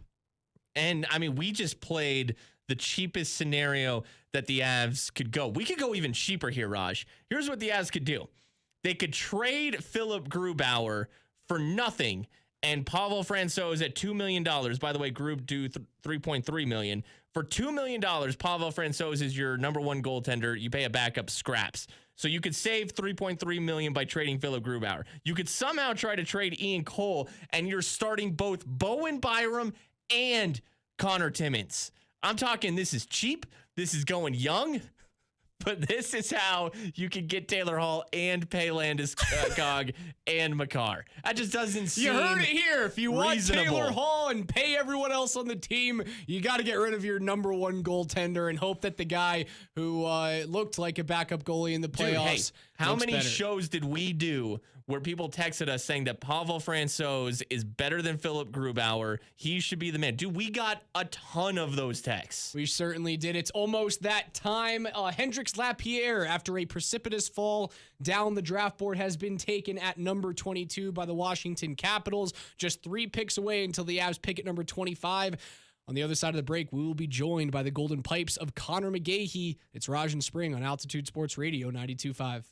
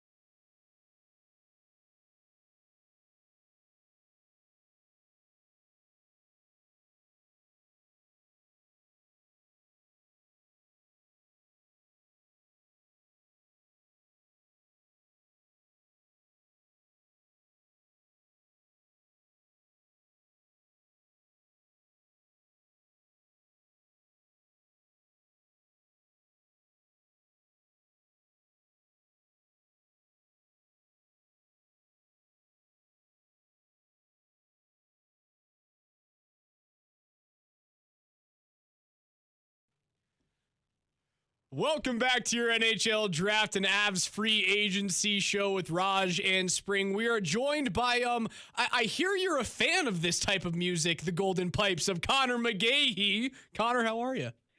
I'm doing good, boys. How are you? How is it's better now that the show is not Raj and Springer Monday nights from 12:30 to 12:45. It's a little bit more palatable when it's 7:51 p.m. and not 2 a.m. Yeah, it's nice. It's a regular time slot, which suits you more. You know what I mean? I mean, you could pull the overnight shift if you wanted to, but you guys are more prime time guys. I mean, I very much prefer to be on around 8 p.m. rather than the 2 a.m. because I got to get up for work the next time. But Nelly, you played some music back there and you didn't get the reaction you wanted to. I'm sorry. You tried, you just struck out. There we go. What have What's I with said the groan? repeatedly? What's going on here? No. Hold on. I have said repeatedly on this air, what do we not play? What do we not play? Do you know, Raj, what we don't play or we shouldn't play? It's Hall & Oates. Yes, and whoever the other band is. Bruce Springsteen. No, Springsteen. Bruce Springsteen. No Springsteen, no Hall & Oates. No. You don't like Hall & Oates? No, what part of this whole stick did you not? I do not like. I didn't know this about you. No, this was more of a Nelly and me shtick. So I'll let Spring. I didn't mean to spring on you. Slide on that. The reason why we play that is because we've been talking about Taylor Hall and possible UFA destinations for him. He's been quoted as saying he'd be willing to take a shorter term deal, which is kind of the only thing the Avs can afford when paying a top end free agent like that. Is there any chance you see him in burgundy and blue? Well, I don't know. I mean, I would think that the Avs would be, and it's interesting to read all the predictions about the unrestricted free agents and where they're going to land, and nobody really has Colorado as a destination for any of the top guys, which is fascinating to me because if you're somebody who is in like Taylor Hall's shoes, for example, and you're looking around, you're looking for short term. When you're looking for short term, you're not exactly looking for money. You're looking for success. I mean, Taylor Hall has played in 5 career playoff games. He's looking to really improve his reputation a little bit. So if you're looking around, why not go to the team that's the early on odds favorites at plus 650 next year to win the Stanley Cup, and that's the Colorado Avalanche. Now, people would say, well, where does he fit into the forward group? And I can understand that argument, but at the same time, you always want to add the best player available, like we've said with the draft. And by the way, we may get to see who the Avalanche select at number 25. The Flames have traded down. They're at 24. The Avs will pick at 25. The Flyers have just selected Tyson Forster, beg your pardon. But, when you're Taylor Hall, I don't know. I just think that philosophically, the Avalanche are in a spot where you select and you try and go after the best player available if it suits your budget, especially short term for the Avalanche, because as you mentioned, Raj, after next year, they have to start opening up the Scrooge McDuckian vault and paying guys, especially named Cale Makar. So it makes a lot of sense. I'm not sure if it makes so much sense where it won't happen. Then again, maybe Joe Sakic is very happy with where his forward group is right now, and we'll see if there's other things that they're going to address via free agency, if any, defense, and then, of course, the goaltender situation, which has been floated ad nauseum over the past couple of weeks. And Gabe Landeskog due for an extension at the end of this season. I think you're right, Spring, but I think that Landeskog would pull a Sidney Crosby and likely take less money to be around this group and make sure that the pieces are around to succeed. Wouldn't you think? Yeah, and look, in this last segment, me and Raj, we went the penny pitching route with the Avs and tried to create as much cap space for them right now as possible. And a lot of it, look, we had Mark Mosier on half hour ago, and he told us he thinks Bowen Byram can start this upcoming season with the Avs. So that creates some cap space because that would mean Nikita Zadorov, you wouldn't need him back. Martin Kaut, the ability to play him next season on an entry-level contract creates a lot of cap space. Logan O'Connor maybe could be a fourth liner, which creates cap space. Obviously, you're saying goodbye to some guys like Nieto, Nemesnikov, Nichushkin, and guys like that. And then you would look at some tough decisions next year with maybe like a Matt Calvert if you would have money to bring him back as well. He's a UFA after next season. But there is a world, if you penny pinch really tightly, that they could bring in Taylor Hall. What do you think about like Kaut next year? Like, is he a big contributor? I don't know because the sample size isn't big enough, and everyone says, well, he's a first-round pick. I said, look, especially with the European players, patience is more a virtue than guys who come from North America. And I think Kaut is one of those that could be on the I-25 Express, which is not a bad thing. I think at this point you need him as a depth piece. Logan O'Connor did impress, especially the last couple of games in the Dallas series, as the type of guy who could play on the fourth line in place of Matt Nieto, who's an unrestricted free agent right now. You're absolutely right about that. And as far as Kaut goes, I don't know where I stand on Martin Kaut because we know that he has improved vastly, that his struggles really were sort of improved upon. He knew that it was – he could almost feel the pressure, and he has improved immensely. I did like him when he played up with the Avalanche in the National Hockey League. So I'm not sure if that's a piece of the pie that fits in next season or a couple years down the road.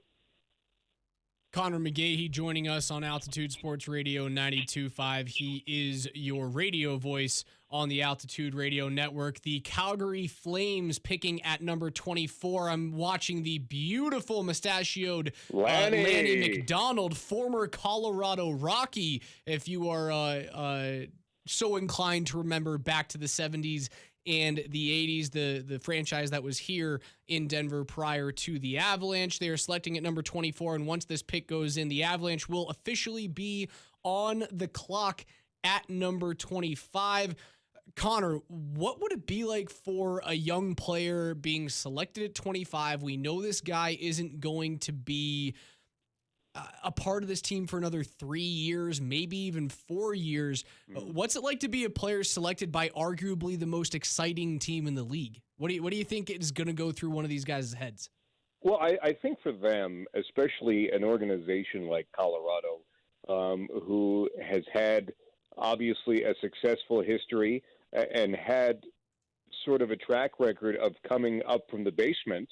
I mean, 17-18 wasn't that too long ago, and now here we are, and the Avalanche are moving their way into Stanley Cup fame. And says Connor Zary, a centerman, goes to the Calgary Flames, a former Kamloops Blazer in the Western Hockey League. So we'll see what the Avalanche do coming up. But I think it's good for a player because you can actually have patience and know that you're not expected to hop into a lineup and produce right away.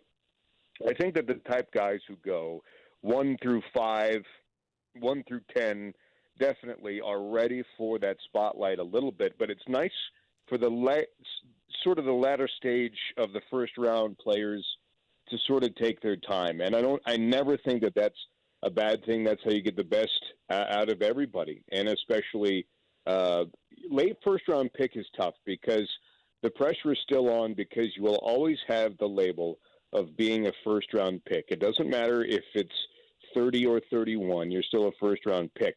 So if you're in a position like 25, it's actually good that you can go back to junior, go back to college if that's where you're playing, and then when it's time, you come up, you play in the minors, as we see Joe Sakic and company, as they are ready to pick Chris McFarland, assistant general manager for Colorado, as they're on the clock now. But it's actually good for a player who's late in the first round to have that pressure taken off them and prepare the way that they're supposed to prepare to make it to that top NHL team roster in a couple years' time. If you're in a spot where you pick late in the first round and that player is expected to play, I don't think your organization is where it needs to be. That's not healthy for anybody. So this is going to be good for whoever goes number 25 very shortly to the Colorado Avalanche.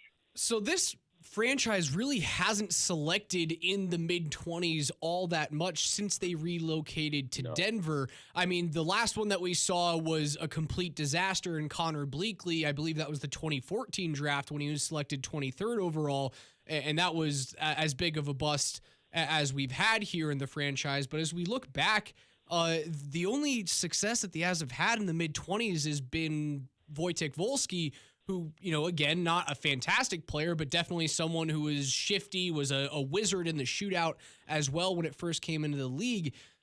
Are they in a position right now where they can take advantage of the mid-20s pick more so than they ever have been in the franchise's history? Yeah, I think so, because especially in the time since they picked in the mid-20s, the philosophy has changed, the structure has changed a little bit, the staff has changed to a place and to sort of a system of getting better coverage, of having more options, and having the philosophy, as Alan Heppel put it when I talked to him earlier this week, of having the best hockey sense. That's very important. I mean, the Avalanche are a select the best player available team without a doubt. No matter what the organizational needs are, they're always going to pick the best player. And at the top of their list as far as traits go is hockey sense. And so I think when you have Joe Sakic as a general manager who has some of the best hockey sense of all time in the National Hockey League, that trickles down to Alan Heppel and his staff when they're looking at guys to try and select. So I would think that this is actually a nice luxury and a good test for them, because when you have a lottery pick, that's usually a can't-miss situation. You're standing a foot away from the bullseye with the dart, and you pretty much put it in the board. But when you have a late-round pick and beyond, it definitely shows the versatility of your staff and how much you've talked to these players, how much you know about each guy.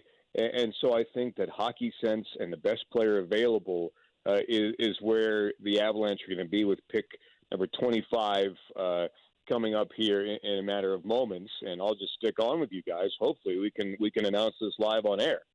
That's the plan. Yeah, we're going to keep Let's you go. on, and we're going to pull up the NBCSN feed as soon as the Avs announce who their 25th pick is going to be. And they're showing it right now.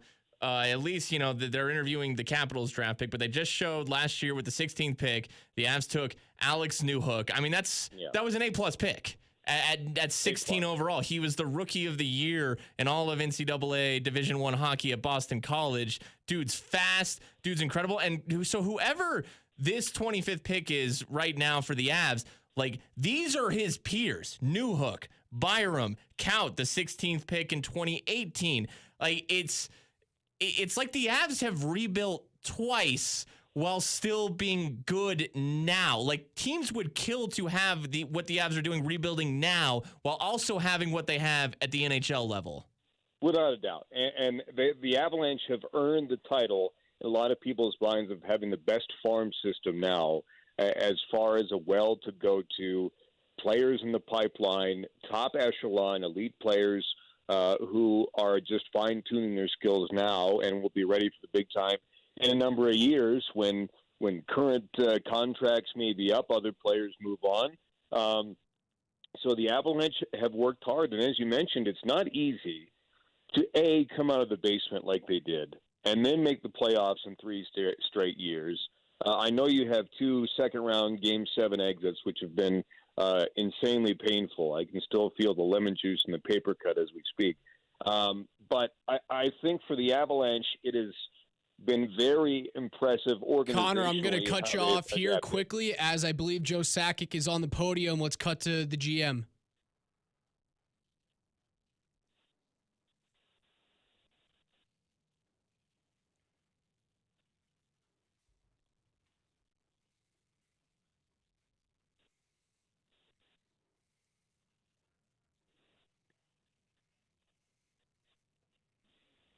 There you have it, Connor. Justin Barron, the defenseman. Alex, you were talking about him earlier in the show.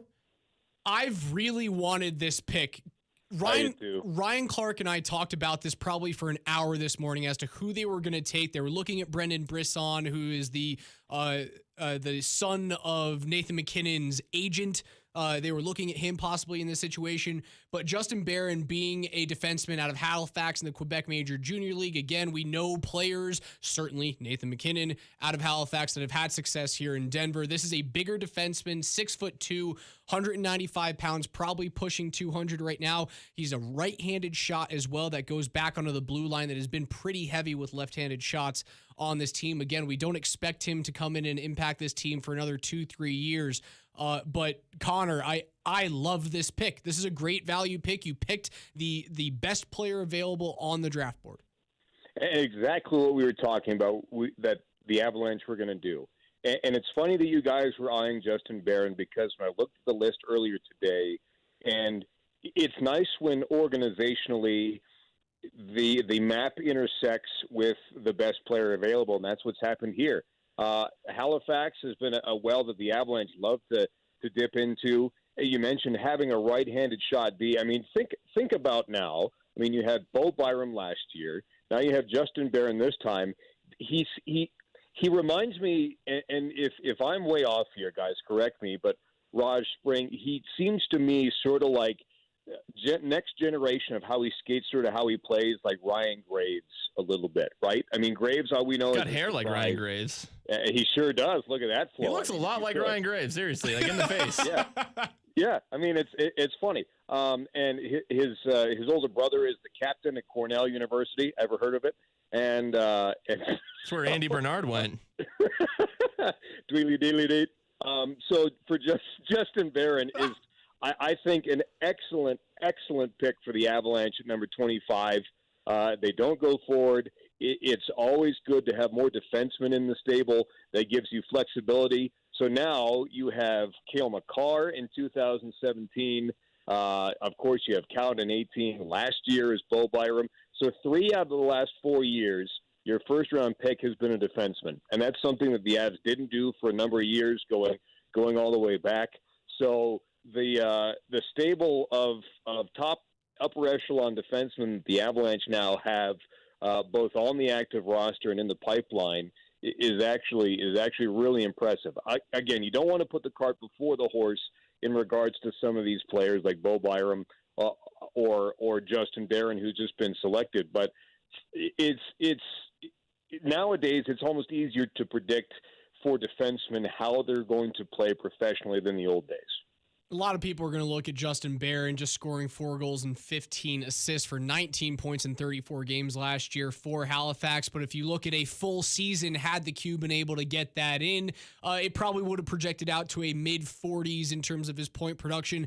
The big thing about Barron here, Connor, that I really like, and again, we are not expecting this player to make an impact on this roster, not next year, not 2 years down the road, most likely not even 3 years down the road. But again, 6'2", and on his scouting report, he plays a physical game, and his player comp from NHL scouts, Alex Pietrangelo. And if you want a comparable, that's the one that you want, because now you're talking about arguably the top free agent in the National Hockey League, in Alex Pietrangelo. He's very mature. That's what everyone says about him. As a person, which is almost as important as the on-ice stuff for an organization who's going to draft. So he acts like an adult, he plays like an adult, and that's why when people look at the point totals like you're talking about, Raj, to me that's not as important, because when you have a defenseman that's 6'2" and going to be over 200 pounds, I want him to be gritty. I want him to be nasty, along with being a guy who can skate and get the attack going. So a physical presence on the back end is something that I think the Avalanche may need, and now they got.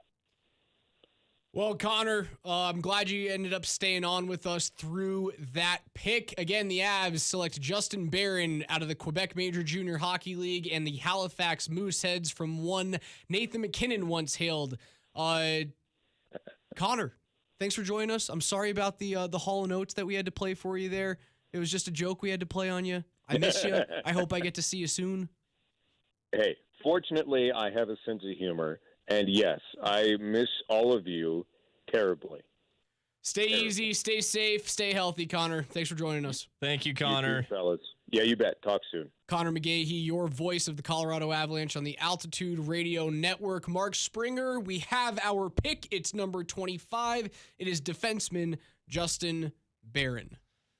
Yeah, play for the Mooseheads, just like Nathan McKinnon. So that's good. We got that going for us. I mean, this is what the Athletic says in their most recent mock draft. They had him going the pick after 26 of the St. Louis Blues. And if the comparison is Alex Pietrangelo, and there's Why a contract, do you need to re-sign him?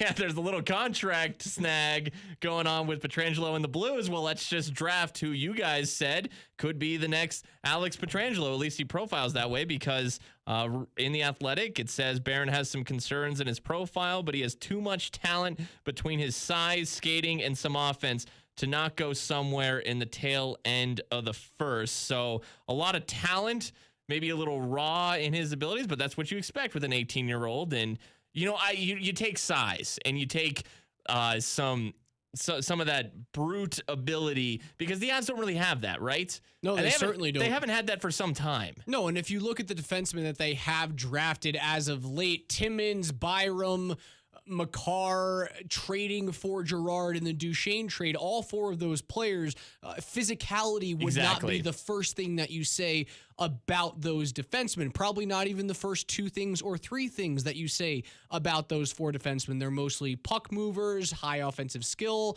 strong skating, good first tape-to-tape passes.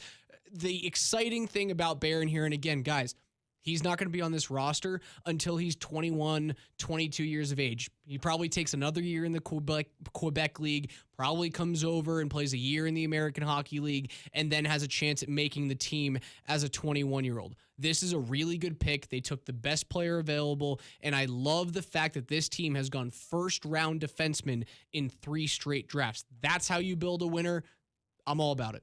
Hey, and who fits that profile for the Avs right now? Maybe Eric Johnson, maybe Ian Cole, maybe as far as those tougher defensemen go. And then I was watching the Lightning win the Stanley Cup. And of course, I mean, he's been a beast for years, but Victor Hedman. And I'm not saying that Barron is going to turn into that, or even Pietrangelo, but a guy who has that size, who you never know, I'll take that all day. Avs need a defenseman like that. Justin Barron out of Halifax is the pick for your Colorado Avalanche. We'll take a break, come back on the other side, continue breaking down the pick as well as the free agency period starting on Friday morning. It's Altitude Sports Radio 92.5.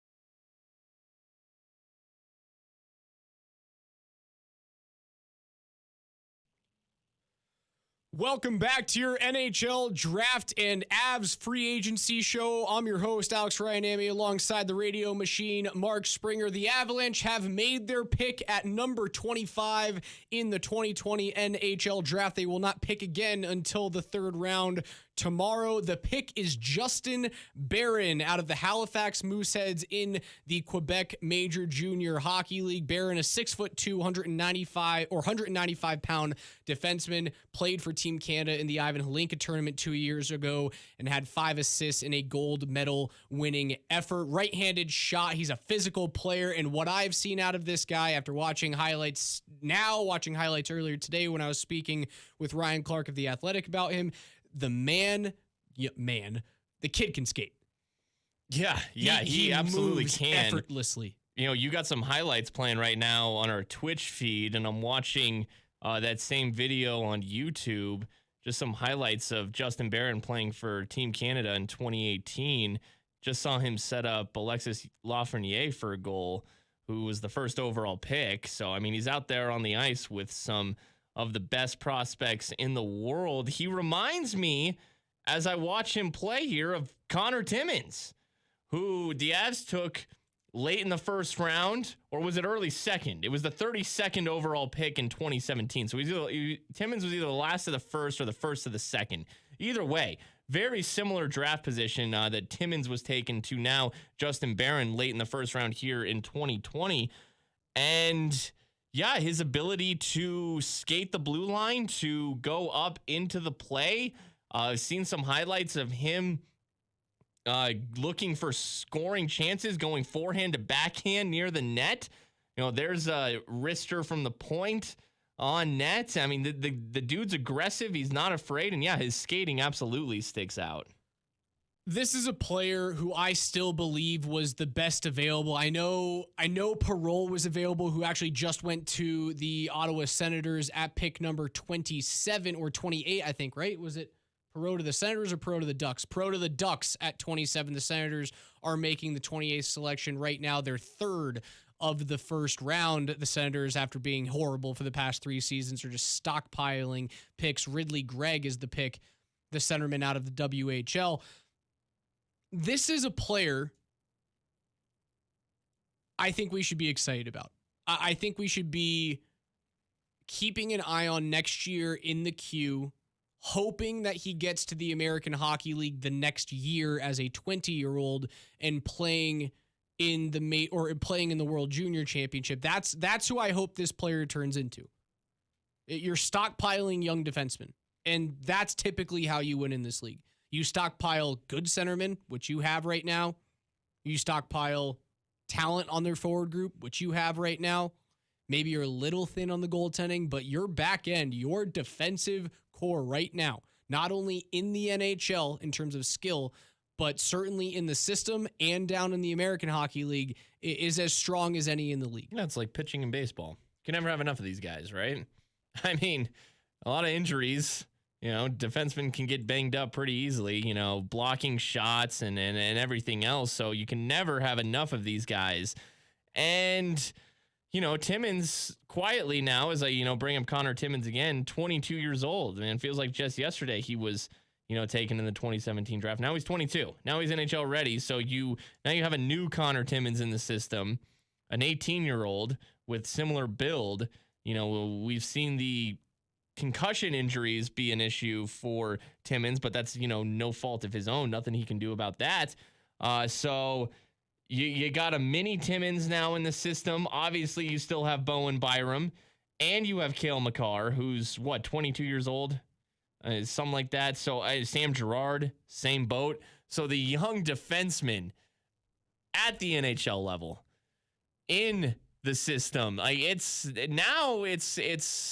it's deeper than ever, and we could see all of these guys on the ice together at the NHL level. Barron being the last of the group in 4 years. He could be on with all of those guys. And that's the middle of your cup window, right?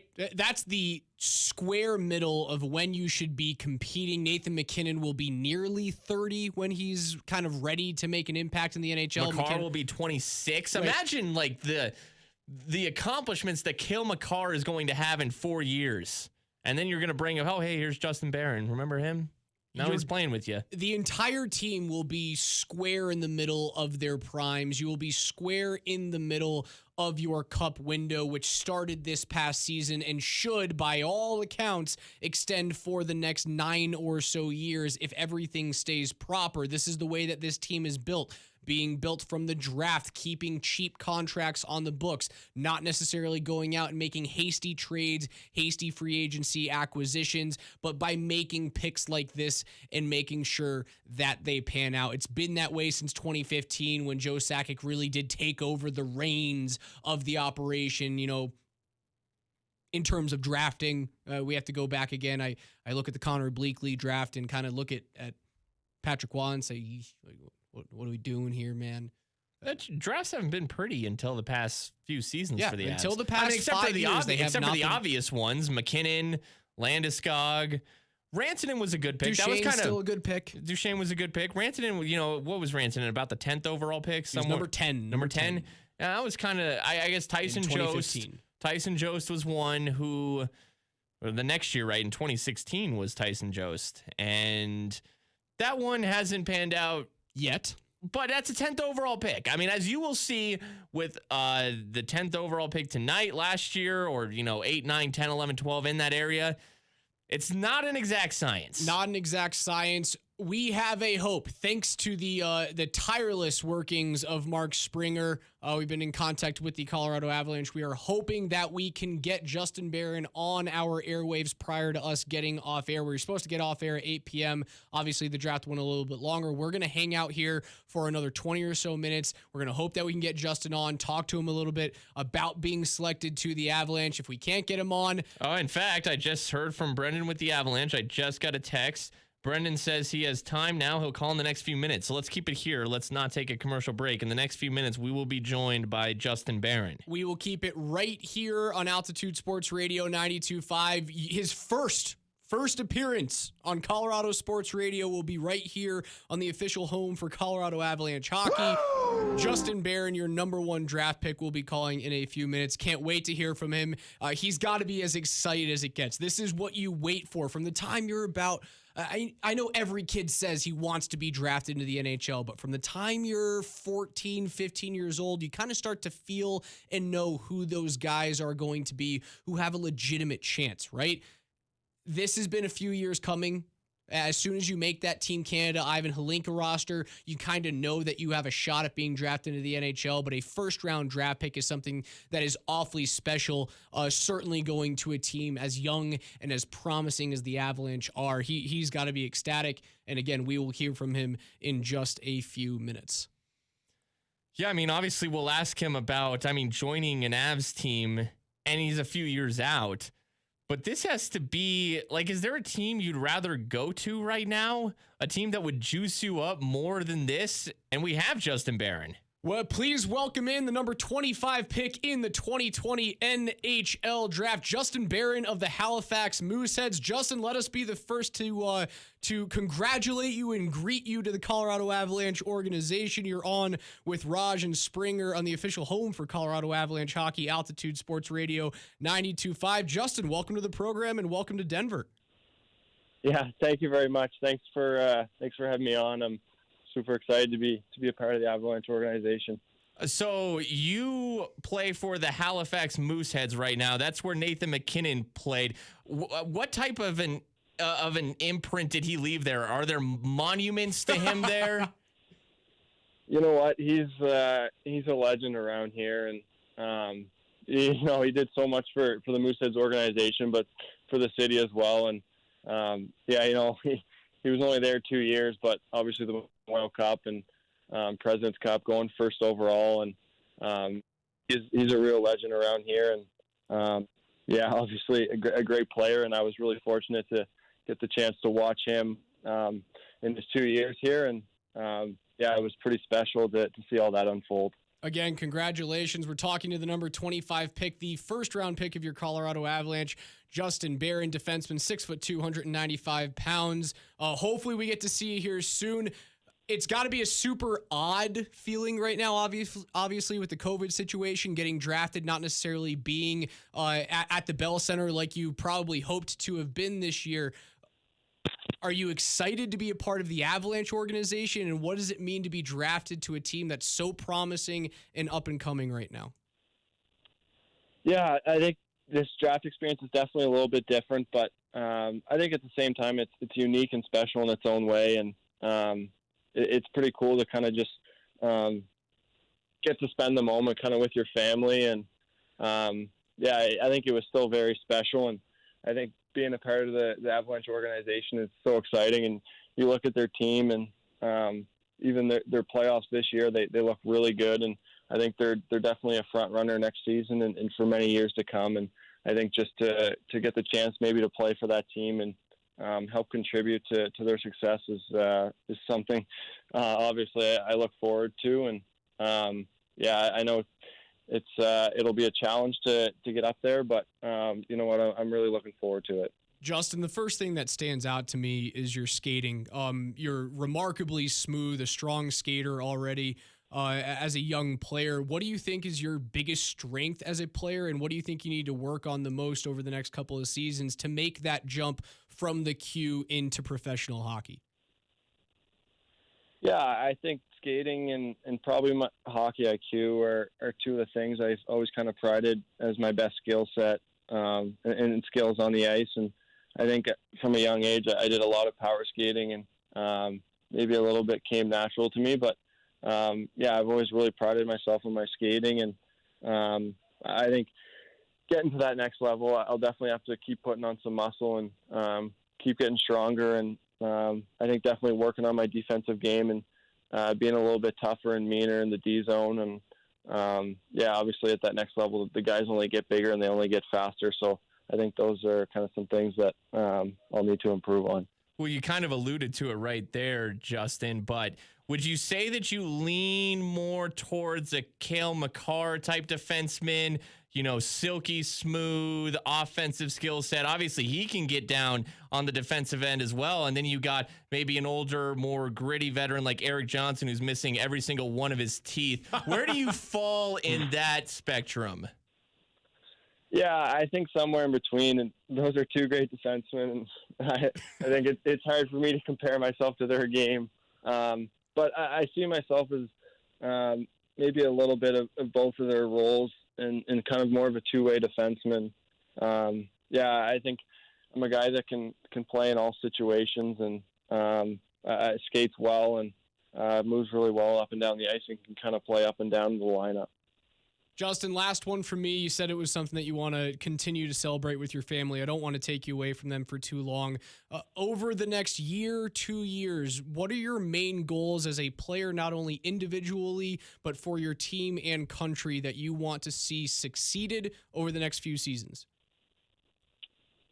Yeah, I think this season in Halifax for sure. I think we have a good team with the Mooseheads, and I know for me, it's been a huge goal of mine to get back to that President's Cup Finals and hopefully win that and get to a Memorial Cup and win that. And I think coming really close to that there 2 seasons ago, I'm even hungrier now to kind of get back and hopefully accomplish that. And I think World Juniors is another goal of mine that I would love to be able to maybe crack that team and put that Canada jersey back on and represent my country. Listen, you looked great in it in the Ivan Halinka back in 2018. We hope we get to watch you maybe next year at the World Juniors, certainly in the next couple of years, and we cannot wait to see you crack the lineup here in Burgundy and Blue. Justin, congratulations. Go enjoy it with your family, and hopefully we get to talk to you soon, man. Yeah, thank you very much, guys. Thanks for having me on. Really appreciate it, Justin. Justin Barron, the number 25 overall pick by the Colorado Avalanche in the 2020 NHL draft. His first Colorado media session right here on Altitude Sports Radio 92.5. It's your home for Colorado Avalanche hockey. What else do you expect? Yeah, that's a fun little interview right there. Happy for Justin. You could hear his excitement in his voice, a little surreal to him.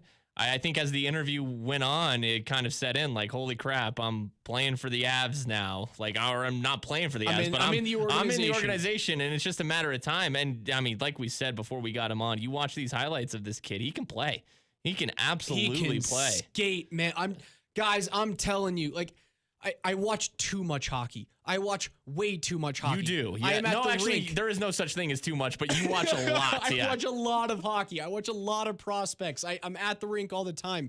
I know a good skater when I see one. This dude can freaking skate, and that's what you need to see, certainly as a defenseman. First and foremost, can the guy keep up? Is he good on his edges? Can he transition well? Can he get back and help? Is he smooth skating with the puck on his stick? The answer to all of those questions right now as an 18-year-old player is unequivocally yes. And this one, I want to make sure I hit this from our Twitch chat. Again, twitch.tv/altitudesr. Colorado Dan says, I'm sitting here thinking about while we compare this kid to our best players, like you did, Eric Johnson, Cale Makar, that hopefully one day other kids will compare themselves to him. Yeah, it's a circle of life. That's how it goes, right? You know, I mean, remember when Cale was drafted? I mean, Cale looked like he's 12, kind of still looks like he's 12, you know? It's amazing on draft night. You watch these kids, and, you know, when I was their age, you look at these kids and you're like, oh man, these are some big dudes. Now I'm 30 and I look at these kids and I'm like, these kids look like they're nothing. And somehow they all develop, not all of them, but a lot of them develop into some of the biggest badasses on the planet. They certainly do. Spring, before we get out of here, any last thoughts on the draft, on the pick, on free agency coming up on Friday? I mean, we broke down free agency a lot. I expect this team to be very similar to what it looked like last season, and there's nothing wrong with that. Not at all. And you don't really want to commit a lot of money. You better be sure about it, because you got to pay Cale and you got to pay Landeskog next season for sure. We didn't expect them to trade. We expected them to pick at 25. It appears that they got the best player they could have gotten at 25. I love this pick. I'm all about this pick. He will not make an impact on this roster for another 2 or 3 seasons, most likely. But what you need out of pick number 25 is best player available, and continue to take the best skater that you can find. And you certainly found it in Justin Barron from the Halifax Mooseheads. He plays up in the Quebec Major Junior League. You may see him on a Team Canada World Junior roster sometime in the future. For my partner, as always, the radio machine, Mark Springer. For Steve Nelson, my super producer, my name is Alex Ryanami. I want to thank Ryan S. Clark of The Athletic, Connor McGahey, Mark Mosier, and last but certainly not least, the number 25 pick in the 2020 NHL Draft, Justin Barron, for joining the program. Have a great night, ladies and gentlemen. Fox Sports Radio is coming up next. Be sure to tune in at 6 a.m. tomorrow morning on 92.5 for Brett Kane.